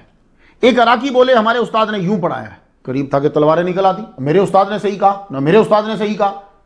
تو اس وقت کے کمانڈر ان چیف نے کیا کیا، ذہانت سے معاملے کو رفع دفع کیا۔ واپس وہ مدینہ پہنچے، حذیفہ بن یمان کمانڈر ان چیف سب سے پہلے گھر بھی نہیں گئے، حضرت عثمان غنی کے پاس چلے گئے سیدھا، اور عرض کی کہ امت کی خبر لیجئے، اور سارا واقعہ سنا دیا۔ اب اختلاف جو ہے وہ کیا ہے؟ اختلاف یہ ہے کہ وہ اپنے ایکسنٹ کے مطابق پڑھتے بھی تھے اور لکھتے بھی تھے، سرکار صلی اللہ علیہ وسلم کے دور کے اندر بھی۔ اب فتمت کلمۃ ربک، اب تمت کلمات ربک، یہ بھی بات کچھ سمجھ میں آئی۔ پھر تابوت، تابوت کیسے لکھا جائے؟ اب کچھ لکھتے تھے تابوت کو وہ گول جو تا ہوتی ہے جو سٹاپ پہ ہا بن جاتی ہے، کچھ لکھتے تھے تابوت کو الف با تا والی تا کے ساتھ، یہ لکھنے میں فرق تھا۔ تو اس طرح اور بھی تھے۔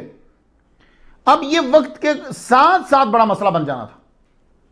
حضرت عثمان غنی رضی اللہ تعالیٰ عنہ نے کیا کیا، فوراً آپ نے وہ نسخہ منگوایا جو حضرت ابوبکر صدیق رضی اللہ تعالیٰ عنہ نے جمع کروایا تھا، اور جنہوں نے لکھا تھا ان کو بھی بلا لیا۔ تفصیل کے لیے آپ سٹوری سن لیجیے۔ یعنی حضرت زید بن ثابت رضی اللہ تعالیٰ عنہ سے کہا کہ اس کی 7 کاپیاں فوراً حفاظ بٹھا لو، تیار کرو۔ اب یہ تیار پر بھی میں آپ کو ایک بات بتا دوں، یہ جو تیار لکھتے نا، وہ تیار ہو کر بازار گیا، وہ جوش ملی آبادی یہ تیار توئیں کے ساتھ لکھتے ہیں، وہ کہتے ہیں کہ یہ تیار جو ہے یہ توئیں کے ساتھ ہے، اور ہم سارے جو ہیں وہ تیار تے کے ساتھ لکھتے ہیں۔ یہ میں آپ کو ایک اور مثال دے دوں، یہ سیم سچویشن وہاں پیدا ہو رہی تھی۔ اب جیسے انگلینڈ والے کلر لکھتے ہیں COLOUR، امریکہ والے لکھتے ہیں COLOR، یہ سیم لڑائی جو ہے وہ وہاں پر تو عام زبان میں تو چلی جاتی ہے، لیکن قوانین جو ہوتے ہیں نا، قانون کی عبارت ایک ہی ہونی چاہیے، وہ اگر ہر ایک کو اختیار دے دیں گے آپ تو پھر مسئلہ بن جائے گا۔ تو حضرت عثمان غنی نے تو بڑی ذہانت کا کام کیا، لیکن اعتراض کرنے والوں نے اپنی جہالت کا ثبوت دے کر اعتراضات کی لسٹ میں اضافہ کر دیا۔ آپ نے پھر بلایا، اب ذرا احتیاط دیکھیے، آپ نے زید بن ثابت سے کہا کہ یہ جو ایکسنٹ اور لکھائی لکھتے ہوئے جو لفظ ہے وہ تم نے اسی زبان میں لکھنا ہے جو محمد مصطفیٰ صلی اللہ علیہ وسلم کی زبان تھی۔ اب جیسے میں نے آپ کو تابوت کی مثال دی نا، تابوت، تو انہوں نے کہا جی تابوت گول تے سے لکھیں یا الف با تا سا والی تے سے لکھیں؟ آپ نے فرمایا جس قریشی جس پہ اکٹھے ہیں اس پہ لکھو۔ تو وہ جو تیار شدہ تھا اسی کی کاپی تیار کر کے اور لفظوں کی لکھائی کے اندر قریش کی جو زبان ہے، محمد مصطفیٰ صلی اللہ علیہ وسلم کی جو زبان، اسی پہ لکھ۔ اس کے بعد یہ 7 کاپیاں جب تیار ہو گئیں، اب ذرا احتیاط دیکھیے، آپ نے خصوصی دعوت دی، کہا کہ مدینہ میں لوگ جمع ہو جاؤ، جمع ہو کر جو حفاظ ہیں وہ بھی جمع ہو جائیں۔ کہا گیا یہ 7 کاپیاں جو تیار کی گئی ہیں باری باری تلاوت کی جائیں اور سب لوگ سنیں۔ کھانے کا اہتمام کیا گیا، ان کا سارا اہتمام کر دیا کہ گھر نہیں جانا پڑے۔ تو یہ 7 کاپیاں جو ہیں سب کو پبلک میں سنائی گئی۔ سنانے کے بعد آپ نے کہا اب انہیں لے جاؤ، یہ بانٹ دی جائیں بڑی بڑی جگہوں میں، اور ان ممالک میں حکم دیا جائے کہ باقی سارے جتنی تمہارے پاس کاپیاں وہ واپس بھیج دی جائیں، اور اسی کی کاپیاں تیار کر کے آگے بانٹ دی جائے۔ حضرت عثمان غنی رضی اللہ تعالیٰ عنہ غلاموں سے کیا سلوک کرتے تھے؟ سیاسی طور پہ نہیں، حقیقی طور پر اسلام واحد مذہب ہے کہ جس کے اندر مذہبی طور پر غلاموں سے اچھا سلوک اور غلامی کے خاتمے کا رجحان دیا گیا۔ آپ کو مطالعہ کا شوق ہو، زیادہ بڑھانا ہے تو آپ کنز الامال میں پڑھیے گا، تاکہ آپ کو پتہ چلے کہ اسلام جو ہے وہ سلیوری، غلامی کو کس طرح بہتر منزل کی طرف لے کر جاتا ہے۔ حضرت عثمان غنی رضی اللہ تعالیٰ عنہ بہت زیادہ غلام آزاد کرتے تھے، اپنے دور حکومت میں ایک جگہ چھاپا مارنے کے لیے آپ کو جانا پڑ گیا، مگر جب آپ وہاں پہنچے تو پتہ چلا کہ وہ لوگ بھاگ گئے ہیں، تو آپ نے اسی بات پر ایک غلام آزاد کر دیا، شکرانے کے طور پر ایک غلام آزاد کیا کہ اللہ نے مجھے بچا لیا کہ میں کسی کو گناہ میں مصروف دیکھوں۔ واہ یار، کیا کہنے، خدا کی قسم۔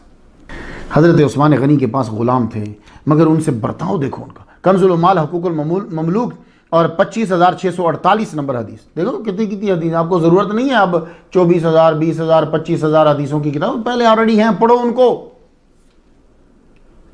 حضرت عثمان غنی رات کو وضو کے لیے اٹھتے تو خود ہی پانی بھرتے، خود ہی وضو کر لیتے۔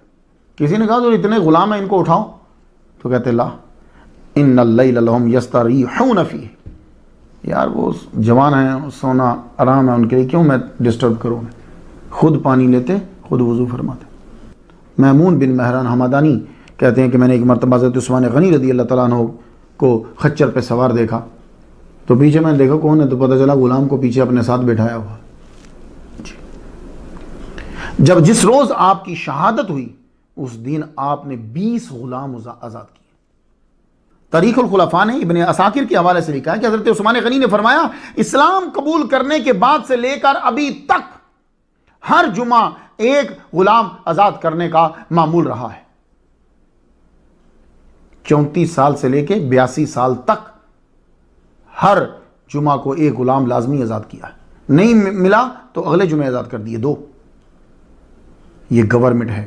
حکومتی سطح پر اسلام کے اندر ہر یورپی حکومت سے پہلے اسلام نے تدریجاً غلاموں کی بہتری اور غلامیت کے خاتمے کی طرف اسلام نے قدم اٹھایا۔ حضرت عثمان غنی رضی اللہ تعالیٰ عنہ بہت زیادہ غلام آزاد کرتے تھے۔ اپنے دور حکومت میں ایک جگہ چھاپا مارنے کے لیے آپ کو جانا پڑ گیا، مگر جب آپ وہاں پہنچے تو پتہ چلا کہ وہ لوگ بھاگ گئے ہیں، تو آپ نے اسی بات پر ایک غلام آزاد کر دیا، شکرانے کے طور پر ایک غلام آزاد کیا کہ اللہ نے مجھے بچا لیا کہ میں کسی کو گناہ میں مصروف دیکھوں۔ واہ یار، کیا کہنے، خدا کی قسم۔ حضرت عثمان غنی رات کو وضو کے لیے اٹھتے تو خود ہی پانی بھرتے، خود ہی وضو کر لیتے۔ کسی نے کہا تو اتنے غلام ہیں ان کو اٹھاؤ، تو کہتے لا ان اللیل لہم یستریحون فیہ، یار وہ جوان ہیں، سونا آرام ہے ان کے لیے، کیوں میں ڈسٹرب کروں؟ خود پانی لیتے، خود وضو فرماتے۔ جب جس روز آپ کی شہادت ہوئی اس دن آپ نے 20 غلام آزاد کیے۔ تاریخ الخلفاء نے ابن عساکر کے حوالے سے لکھا ہے کہ حضرت عثمان غنی نے فرمایا، اسلام قبول کرنے کے بعد سے لے کر ابھی تک ہر جمعہ ایک غلام آزاد کرنے کا معمول رہا ہے۔ 34 سال سے لے کے 82 سال تک ہر جمعہ کو ایک غلام لازمی آزاد کیا ہے، نہیں ملا تو اگلے جمعے آزاد کر دیے 2۔ یہ گورنمنٹ ہے۔ حکومتی سطح پر اسلام کے اندر ہر یورپی حکومت سے پہلے اسلام نے تدریجاً غلاموں کی بہتری اور غلامیت کے خاتمے کی طرف اسلام نے قدم اٹھایا۔ چائلڈ لیبر کے بارے میں اسلام نے امریکہ سے 1274 سال پہلے اعلان کیا، لا تکلف الصغیر القصبہ۔ حضرت عثمان غنی رضی اللہ تعالیٰ نے حکم جاری کیا کہ بچے سے کام نہیں لینا۔ جی مسلمانوں، اس لیے آپ کو صحابہ کرام سے روک دیا گیا۔ اب آپ سمجھے ہو، کیونکہ آپ صحابہ کرام کو پڑھتے تو پھر اسی طرح حکومت کرتے تو پوری دنیا پہ چھاتے۔ یہ ڈر تھا۔ حضرت عثمان غنی کی حکومت 25,11,665 مربع میل سے کہیں زیادہ تھی۔ کیا ان کے پورے رقبے میں صرف شام، بصرہ، کوفہ، مصر یہ 4 ہی علاقے تھے؟ تو آپ نے 27 ہجری میں ہی یہ جو عبداللہ بن سعد، اب دیکھو یہ گورنمنٹ کو، اسلام کی سرحدوں کو کیسے پھیلا رہے۔ 27 ہجری میں ہی طرابلس یعنی لیبیا جو ہے، تیونس، اس کے دیگر علاقے فتح کر لیے، لشکر جرال لے کر گیا۔ اور آپ کے انڈر کون تھے جانتے ہو؟ مصر کے سابقہ گورنر عمرو بن العاص کے صاحبزادہ، عبداللہ بن عمرو بن العاص، عبداللہ بن زبیر، عبد الرحمن بن ابی بکر، عبداللہ بن عمر، عبداللہ بن عباس، عبداللہ بن جعفر طیار، حضرت حسن بن علی، حضرت حسین بن علی کے دونوں۔ 25 ہجری سے کام شروع ہوا تھا مگر کامیابی نہیں ہو رہی تھی۔ عبداللہ بن سعد بن ابی سرح جو ہیں ان عظیم صحابہ کے سپوتوں کو ساتھ لے کر گئے، زہانر سے مقابلہ کیا چھوٹے چھوٹے گروپوں میں۔ آخر کار طرابلس کے لوگوں نے 25 لاکھ سونے کے سکوں پہ صلح کر لی۔ طرابلس ایسے فتح نہیں ہوا، لیبیا جو ہے فتح البلدان بلازوری کی 335. اس عظیم فتح کے بعد یہ سپہ سالار الجزائر اور مراکش کی طرف بڑھا. مراکش کا علاقہ میں نے دیکھا ہے، شاید آپ میں سے سب نے نہیں دیکھا ہو. یہ لوگ بڑے تجربہ کار، یہ بربری جو ہیں تجربہ کار، چھوٹے چھوٹے گروپوں میں، یعنی جس کو کمانڈو جنگ کہتے ہیں، گریلا جنگ جسے کہتے ہیں، اس میں یہ ماہر تھے. تو آپ نے افریقہ پر حملے کی اجازت دے دی. یہ سب علاقہ افریقہ ہی کہلاتا ہے. مصر سے مراکش تک جھنڈے گاڑ دیے انہوں نے. 28 ہجری میں قبرص کی فتح ہوئی، سائپرس جسے کہتے ہیں. 30 ہجری میں غزوہ خراسان، طبرستان، جرجان ہوا. جانتے ہو کون کون شامل تھے؟ حضرت سعید بن الاس اموی، تاریخ طبری، البدایہ والنہایہ اور تاریخ ابن خلدون نے لکھا ہے حذیفہ بن یمان تھے، اصحاب رسول تھے، اور ساتھ میں حضرت حسن بن علی اور حضرت حسین بن علی بھی تھے. لو 31 ہجری میں آرمینیا فتح ہوا. 32 ہجری میں بلنجر پہ حملہ ہوا. دوسری بار تو فوج کو 2 حصے کیے گئے، ایک حصہ بلاد خزر کی طرف روانہ ہوا اور دوسرا جرجان کی طرف. اس میں حضرت سلمان فارسی بھی تھے، ابو ہریرہ بھی شامل تھے. حضرت سلمان فارسی کا مقام تو نام تو یاد ہے نا، حضرت عثمان غنی کے لشکر میں شامل ہو کر رہے. اب بتائیے یہ جہاد کیسا اگر وہ بندہ ٹھیک نہیں ہے؟ تو اگر یہ جہاد کر رہے ہیں ان کے لشکر میں تو پھر وہ بندہ ٹھیک ہے. 32 ہجری میں عبداللہ بن عامر نے مرو، طالقان، فریاب اور جرجان کو فتح کیا.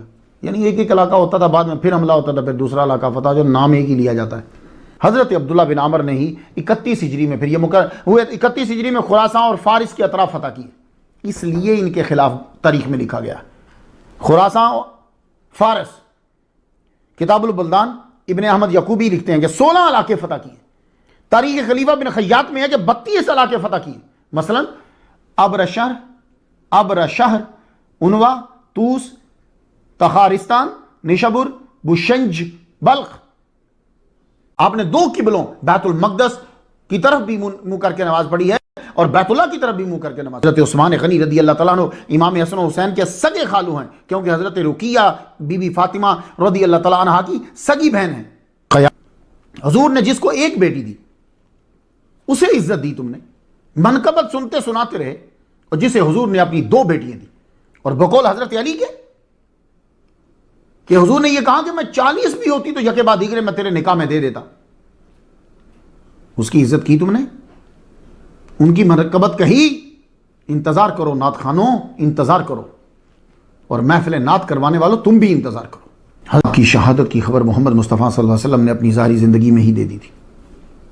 حدیث سنا دو، ابو داؤد کتاب السنہ، اسود الغابہ جلد 3 صفحہ 377، بخاری کتاب فضائل صحابہ میں ہے.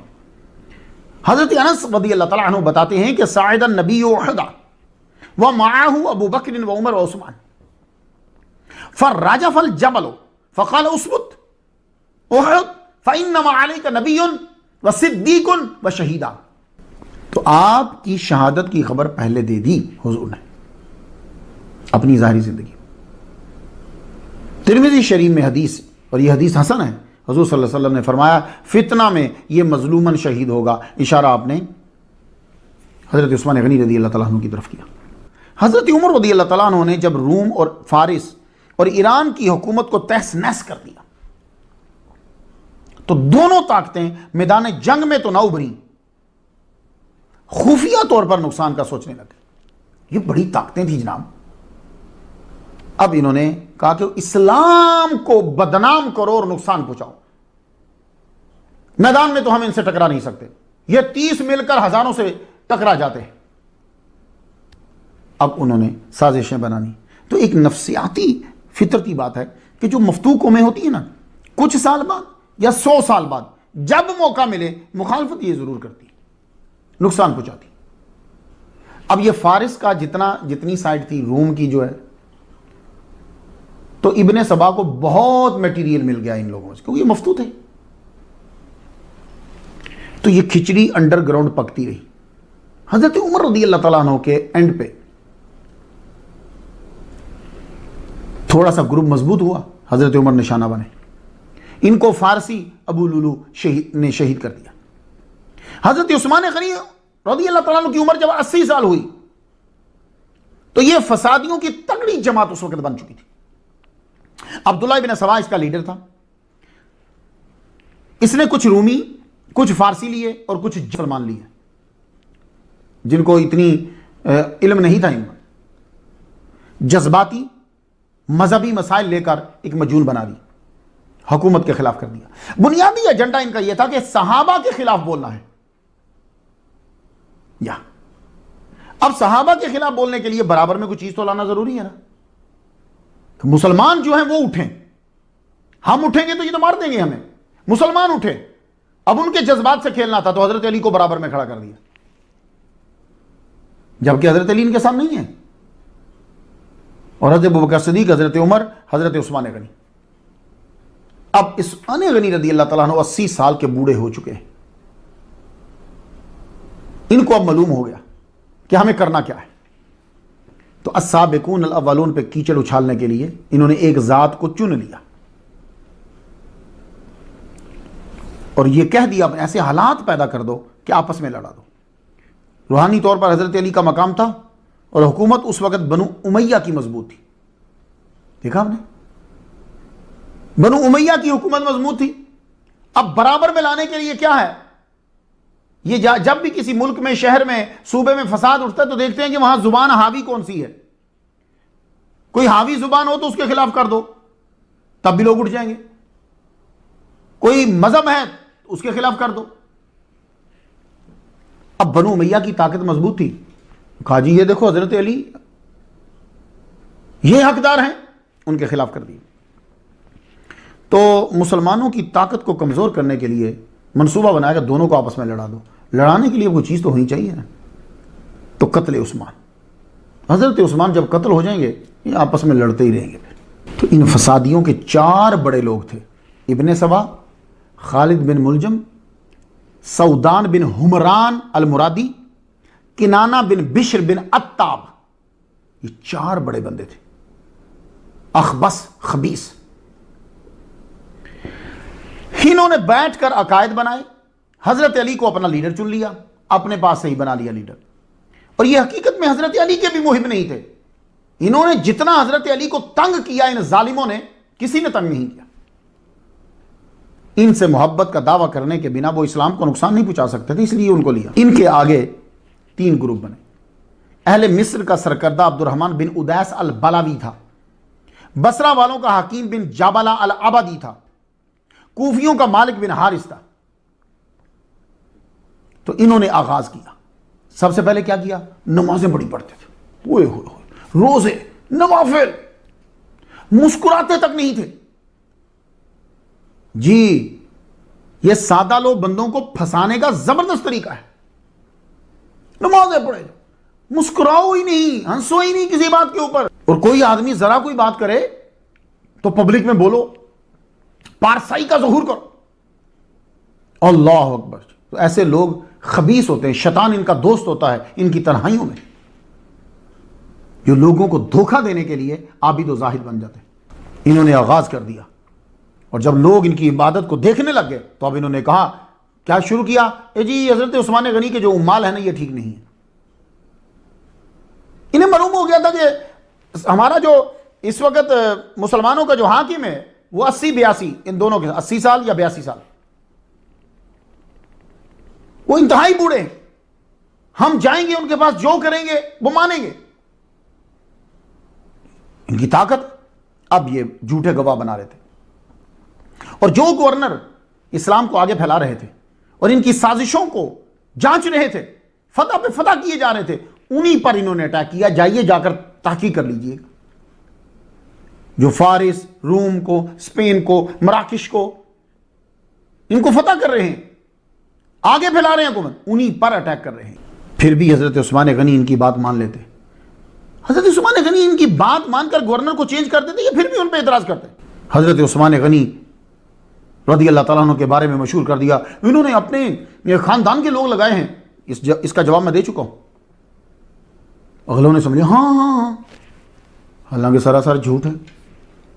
حضور صلی اللہ علیہ وآلہ وسلم نے اپنی ظاہری زندگی میں 80% امال اموی لگائے ہیں، کرو اعتراض نبی پر۔ میں پچھلی تقریروں میں بیان کر رہا ہوں، اسے پڑھیے جا کے سنیے۔ حضور نے 80% جو امال ہیں وہ اموی لگائے۔ اصل میں یہ مجوسی، یہ چاہتے یہ تھے فسادی کہ وہ حاکم بنے جو ہماری کٹ پتلی ہو، جو زبردست جرنیل ہے، سپہ سالار ہے، وہ کیسے ان کی بات کو مانے گا؟ وہ تو ان کو اٹھا کے پھینک دے گا۔ التاریخ الصغیر امام بخاری رحمۃ اللہ علیہ کی ہے۔ آپ کیا لکھتے ہیں؟ آپ لکھتے ہیں 12 سال آپ کا حکم چلتا رہا، ان کی امارت میں لوگوں نے کوئی برائی نہ دیکھی، حتیٰ کہ فاسق لوگ آ گئے، اہل مدینہ نے نرمی سے کام لیا، فاسق کامیاب ہو گئے۔ اب یہ خط کا بہانہ یہ بڑا چلایا جاتا ہے، ہمارے سنی بھی بیان کرتے ہیں۔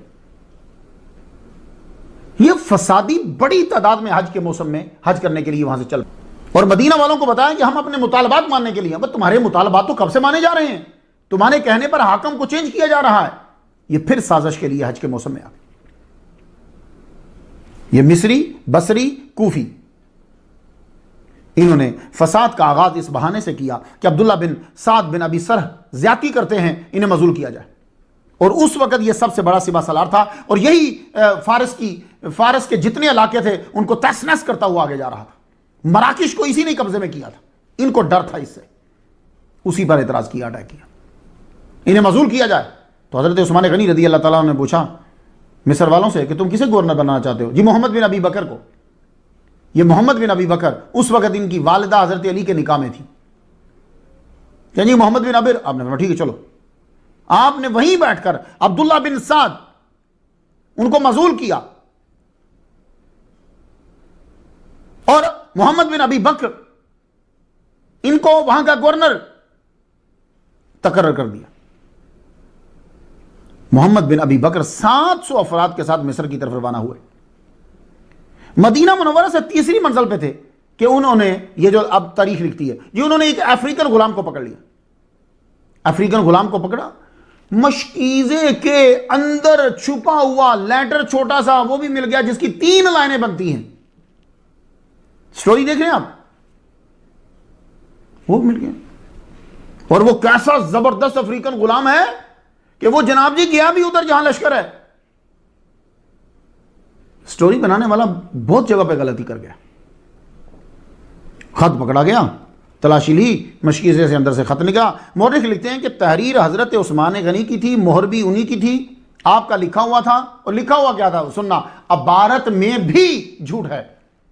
وہ کیا؟ عبداللہ بن سعد ابی سرح کو یہ خط لکھا حضرت عثمان کی طرف سے کہ جو ہی یہ لوگ پہنچے ان کو قتل کر دو۔ یہ خط لے کر غصے سے بھرے ہوئے واپس آئے، حضرت علی اور طلحہ کو بتایا کہ یہ خط ہمارے ہاتھ لگا ہے۔ اصل میں یہ خط بہانہ تھا۔ حضرت عثمان نے غنی رضی اللہ تعالیٰ عنہ اور جو ان کے داماد مروان ہیں، دونوں نے اللہ کی قسم اٹھائی کہ ہم نے نہیں لکھا۔ تاریخ طبری جلد 3 صفحہ 387 پہ ہے۔ حضرت علی نے پوچھا، حضرت علی تو ذہین ہے، آپ نے کہا یار تم لوگ کہہ رہے ہو کہ یہ خط انہوں نے لکھا ہے اور تم نے پکڑا ہے اور یہ اصلی خط ہے، تو بتاؤ ایک بات مجھے یہ بتاؤ اے مصر والو، خط پکڑا ہے مصر والوں نے، یہ بصرہ اور کوفے والے کیسے پلٹ آئے ہیں واپس؟ سمجھ آئی کچھ بات کی؟ وہ خط تو تم نے پکڑا تو تمہیں واپس آنا چاہیے، یہ باقی لوگ واپس کیوں آئے ہیں؟ تو آپ نے فرمایا واللہ یہ ایسا منصوبہ ہے کہ جو مدینے میں بنا لیا گیا تھا۔ یہ حضرت علی کا بیان ہے۔ تو حضرت علی سمجھ گئے کہ یہ خط جو ہے یہ جعلی ہے، اصل میں انہوں نے حضرت عثمان غنی کو قتل کرنا تھا، وہ پورا بہانہ بنایا انہوں نے۔ اس خط کو ایک اور بات جعلی ثابت کرتی ہے، وہ کیا؟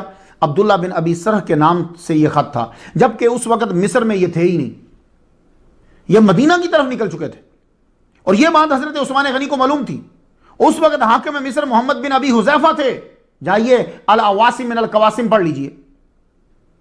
تو جو آدمی وہاں ہے ہی نہیں، حضرت عثمان غنی اس کو خط کیوں لکھیں گے؟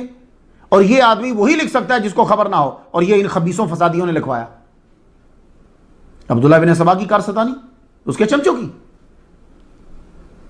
مقدمہ ابن خلدون الفصل الثلاثون میں ہے کہ فسادیوں نے جو جعلی خطوط پھیلائے تھے ان میں سے یہ ایک خط جعلی تھا۔ اصل میں ان فسادیوں نے اس 80 سالہ 82 سالہ صحابی مصطفیٰ حضرت عثمان غنی کو شہید کرنا تھا، اسلام کو کمزور کرنا تھا، محاصرہ کر لیا۔ حضرت عثمان غنی رضی اللہ تعالیٰ عنہ کے گھر کا لوگ تقریباً حج پہ گئے ہوئے تھے، کچھ جہاد پہ گئے ہوئے تھے، چند لوگ تھے مدینہ کے اندر، اور انہوں نے چنا بھی ذی الحج کا مہینہ۔ اب ذی الحج کے مہینے میں دباؤ ڈال دیا، یہ تو شوال کے چلے ہوئے تھے۔ تو پہلے جب یہ مطالبات منوانے آئے تھے تو تعداد میں تھوڑے تھے، لیکن ذی الحج میں جب پہنچے، اب معلوم ہے کتنے تھے؟ 1000 مصری، 1000 کوفی اور 500 بصرہ کے. تو معلوم ہے تو ان کا مقصد ہی یہ تھا کہ حضرت عثمان غنی کو قتل کرنا ہے. تو یہ وقت آگے بڑھا رہے تھے. اب ذی الحج جب آ گیا، حضرت عثمان غنی رضی اللہ تعالیٰ عنہ کا پانی انہوں نے پہلے سے بند کیا ہوا، 40 دن تک پانی بند رہا ان کا. حضور کے یہ 82 سالہ داماد مصطفیٰ چھت پہ چڑھے اور آواز دی، تم میں علی ہے؟ جواب ملا نہیں. پھر پوچھا کیا تم میں سعد ہیں؟ جواب دیا گیا نہیں. تھوڑی دیر کے بعد فرمایا علی کو خبر دو کہ پانی نہیں. حضرت علی کو جو ہی خبر پہنچی، آپ نے پانی کے 3 مشکیزیں جو ہیں وہ روانہ کی. پانی جو ہے وہ بمشکل پہنچا اندر، لے جانے والا غلام زخمی ہو گیا. حضرت علی نے امام حسن حسین کو بھیجا، تم جا کر دروازے پہ پہرا دو. حضرت طلحہ، حضرت زبیر نے بھی اپنے بچے حفاظت کے لیے بھیجے کہ بلوائی اندر نہ چلے جائے. محاصرہ جاری تھا. شاہ عبدالعزیز لکھتے ہیں محاصرہ کے دوران عبداللہ بن عمر چند مہاجرین کے ساتھ دولت خانہ پہ تشریف لائے اور عرض کی یہ بلوائی ہمارے ہی ہاتھوں پہ انہوں نے کلمہ پڑھا ہے، آپ اجازت تو دیجئے ان کو ان کی اوقات یاد دلا دیں. یہ صرف اس لیے اکڑ رہے ہیں کہ انہوں نے کلمہ پڑھا ہوا ہے اور یہ جانتے ہیں کہ ہم ان پر ہاتھ نہیں اٹھائیں گے. یہ اڑانے اس وجہ سے ہیں کہ انہوں نے کلمہ پڑھا ہوا ہے، آپ اجازت تو دیں ہمیں. حضرت عثمان غنی نے فرمایا خدا کی قسم ایسی بات نہ کہو، صرف میری جان کی وجہ سے اسلام میں ہرگز پھوٹ نہ ڈالو. اللہ، یہ جملے سنیں. یہ گئے تو آپ کے غلام اکٹھے ہو گئے، تو آپ کے غلام اکٹھے ہو کر آ گئے. ایک پوری فوج تھی. فرمایا جاؤ ہتھیار کھول دو، ہتھیار کھول دو. جس نے ہتھیار کھول دیے وہ آزاد. لو، یعنی جو میری حفاظت نہیں کرے گا وہ آزاد. اور سب کو فرمایا کہ نہیں، اللہ کی قسم، اللہ قسم خون ریزی سے پہلے میرا قتل ہو جانا مجھے زیادہ پسند ہے کہ خون ریزی کے بعد قتل کیا جاؤ. میری شہادت لکھ دی گئی ہے، سن لو. تم لڑو یا نہ لڑو، میں ضرور قتل کیا جاؤں گا. آپ کو حضور صلی اللہ علیہ وسلم کے علم غیب پہ یقین تھا. مسلمان مدینہ میں کم تھے، کچھ حج پہ گئے تھے، کچھ جہاد پہ، باقیوں کو آپ لڑنے نہیں دے رہے تھے. صرف ان کو لڑنے کی اجازت دیتے تو یہ سب مارے جاتے. تاریخ الاسلام امام زہابی تخت 35 ہجری، دوسری جلد صفحہ 133، البدایہ والنہایہ 7ویں جلد صفحہ 197 میں ہے کہ آپ نے صحابہ کو روک دیا. تاریخ خلیفہ ابن خیاط جلد پہلی صفحہ 151 تحت 35 ہجری، آپ نے زید بن ثابت کو روک دیا. ابن عمر کو قسم دے کر روک دیا. حضرت ابو ہریرہ کو قسم دے کر روک دیا. طبقات ابن سعد تیسری جلد 48واں صفحہ، ماقیل علی عثمان. صحابی حضرت سلید بن ابن سلید کو واپس بھیج دیا. حضرت عثمان غنی نے کسی کو تلوار اٹھانے نہیں دی. سیم سلطنت عثمانیہ کے امال نے کیا جب سعودی عرب پر وہاں کے نجدیوں نے حملہ کیا تھا، آل سعود نے. جانتے ہو یہ نجدی کتنے تھے؟ 200. اب 200 کو مارنا کو مشکل تھا ترکی حکومت کے لیے؟ نہیں. تو جو حضرت عثمان غنی نے کیا وہی سلطنت عثمانیہ نے کیا. 200 کو مارنا کوئی مشکل نہیں ہے. لیکن سلطنت عثمانیہ بھی آرام سے چپ کر کے چلے گئے کہ حضور صلی اللہ علیہ وسلم کے شہر میں ہم تلوار نہیں اٹھائیں گے. وہی حضرت عثمان غنی رضی اللہ تعالیٰ عنہ نے کہی صدیوں پہلے کی. اب صورتحال کچھ یوں تھی کہ گھر کے سامنے صحابہ کے بچے ہاشمی پہرا دے رہے تھے. اب فسادی اگر ان کو مارتے تو ہاشمی حملہ کر دیتے. انہوں نے کیا کیا؟ یہ جمعرات ہے، رات ہے نا، رات کو آپ نے خاص طور پر حضرت عثمان غنی رضی اللہ تعالیٰ نے ایک پاجامہ منگوایا، وہ پہنا، قرآن مجید پڑھنا شروع کر دیا. رات کو اونگ آئی تو حضرت ابو بکر صدیق رضی اللہ تعالیٰ عنہ، حضرت عمر ساتھ ہیں اور حضور خواب میں دکھائی دیے. تو آپ نے فرمایا عثمان جلدی کرو، ہم تمہاری افطاری کے منتظر ہیں. اب آپ کو یہ صبح جمعہ ہو گیا، آپ کو یقین ہو گیا بھئی اب جمعہ کے روزے کی افطاری تو سرکار کے ساتھ ہی ہوگی. اب یہ لوگ سامنے سے تو آ نہیں سکتے تھے. عمر بن حزم کا مکان تھا تو مسجد نبوی کے قریب ہی تھا آپ کا بھی مکان. یہ پیچھے سے داخل ہو کر اندر بیک سے کود گئے. 82 سالہ داماد مصطفیٰ، صحابی مصطفیٰ، اسٹیٹ بینک آف مدینہ، جس نے جنت 2 بار خریدی ہے، 82 سال عمر ہو چکی ہے. کنانہ بن بشر نے 82 سالہ داماد مصطفیٰ کے ماتھے پہ لوہے کی لٹھ ماری. آپ نے روزہ رکھا ہوا ہے، قرآن آپ پڑھ رہے، لوہے کی لٹ ماری، آپ پیچھے گر پڑے، اور یہ کلمات تھے بسم اللہ وتوکلت علی اللہ. سودان بن حمران نے 82 سالہ دماد مصطفیٰ پہ دوسری ضرب لگائی، خون کا فوارہ نکلا. عمر بن الحمق نے سینے پہ چڑھ کر نیزے سے 9 وار کیے، 9 ایک کام 10 9 وار کیے. اور ایک شکی نے پھر تلوار کا وار کرنا چاہا، جب گردن اڑانی چاہی، حضرت نائلہ آپ کی جو زوجہ ہیں انہوں نے یوں ہاتھ آگے کیا، 2 انگلیاں یا 3 انگلیاں آپ کی کٹ گئی، مگر اس ظالم نے وار کر کے آپ کو شہید کر دیا. اس کے بعد میں کتابوں میں پڑھتا ہوں، میں بیان نہیں کر سکتا. حضرت نائلہ نے پھر چھت پہ آ کے بتایا کہ کچھ فسادیوں نے حضرت عثمان غنی کو شہید کر دیا، کوہرام مچ گیا. میرا سوال یہ ہے کہ خط اگر مروان نے لکھا تھا تو مروان کو مارنا چاہیے تھا نا، حضرت عثمان غنی کو کیوں مارا؟ اے تاریخ کی منڈی میں کچے ٹماٹر اور خراب سبزی لے کر آنے والو، خدا کا خوف کرو. حضرت عثمان غنی کو کیوں مارا؟ ان کو شہید کیوں کیا؟ مروان تو پھر بھی زندہ. وہ جب شہید ہو گئے، مسند امام احمد و طریق الخلفاء، ہفتے کے دن مغرب و عشاء کے درمیان آپ کو دفنایا گیا. کچھ نے 3 دن کے بعد بھی بنا کفن و جنازہ بھی لکھا، جیسے میں نے 139 نمبر سٹوری میں بیان کیا. تو کہتے ہیں زیادہ یہی لکھتے ہیں کہ ہفتہ کے دن، سیٹرڈے کو ہفتے کے دن. التمہید والبیان فی مقتل شہید عثمان میں ہے کہ جبیر بن مطعم، حکیم بن حزام، مروان بن حکم یا حضرت زبیر نے نماز جنازہ پڑھائی. لیکن جب میں نے تاریخ الخلفاء پڑھی تو اس میں تھا آپ نے جنازہ پڑھانے اور دفنانے کی وصیت حضرت زبیر کو کی تھی. اللہ بہتر جانتا ہے. اگر امن کے نوبیل پرائز کا امتیوں میں کوئی حقدار ہے، بلکہ پورے لوگوں میں کوئی حقدار ہے امتیوں میں، تو یاد رکھو وہ حضرت عثمان غنی رضی اللہ تعالیٰ عنہ. اگر کوئی انصاف کے ساتھ آپ کی ہسٹری کو پڑھے تو امن کا نوبیل پرائز حضرت عثمان غنی رضی اللہ تعالیٰ عنہ کو ملے گا. امام حسن و حسین جیسے بہادر اجازت مانگ رہے ہیں اور وہ روک رہے ہیں، نہیں لڑنا نہیں. مدینے کے لوگ لڑنے کی اجازت مانگ رہے ہیں، آپ کہہ رہے ہیں لڑنا نہیں. غلام آ کے کہہ رہے ہیں کہ تلوار اٹھانے کی اجازت دیجیے، لڑنا نہیں. حتیٰ کہ خود بھی تلوار نہیں اٹھائی. وہ صحابہ جو 30 ہو کر 60,000 کے برابر سے لڑ جاتے تھے، آج روک دیے گئے کہ کہیں مدینہ مصطفیٰ قتل گھر نہ بن جائے. آپ نے خود بھی ہاتھ تک نہیں اٹھایا. لوگوں نے تلوار کا وار کیا اور اتنا ظلم 40 دن تک آپ پہ ظلم ہوتا رہا. اور اس وقت آپ قرآن مجید پڑھ رہے تھے. میرے پاس وہ اس کی کاپی پڑھی ہے، فوٹو کاپی ہے. فَسَيَكْفِيكَهُمُ اللَّهُ وَهُوَ السَّمِيعُ الْعَلِيمُ. چھینٹے جو ہیں وہ وہاں قرآن مجید کے اوپر. اے سوئے ہوئے مسلمانوں، حکمرانوں، کبھی خیال آیا پوری دنیا میں امن کا سفیر صرف ایک ہے اور وہ ہے حضرت عثمان غنی رضی اللہ تعالیٰ عنہ. اگر تعصب آڑے نہ آئے اور تجاہل عارفانہ سے کام نہ لو تو شہادت عثمان کا واقعہ امام حسین کے واقعے سے کم نہیں ہے. فرق صرف اتنا ہے کہ امام حسین کے واقعے کو بیان کرنے کے لیے ایک میر انیس ہے. حضرت عثمان غنی کو بھی میر انیس مل جاتا تو ان کا واقعہ کم دردناک نہیں ہے. قتل عثمان کے بعد جو مسلمانوں پہ عذاب آئے وہ بے شمار ہیں. محمد بن سیری کا کہنا ہے کہ پھر فرشتوں نے جنگوں میں شرکت بند کر دی.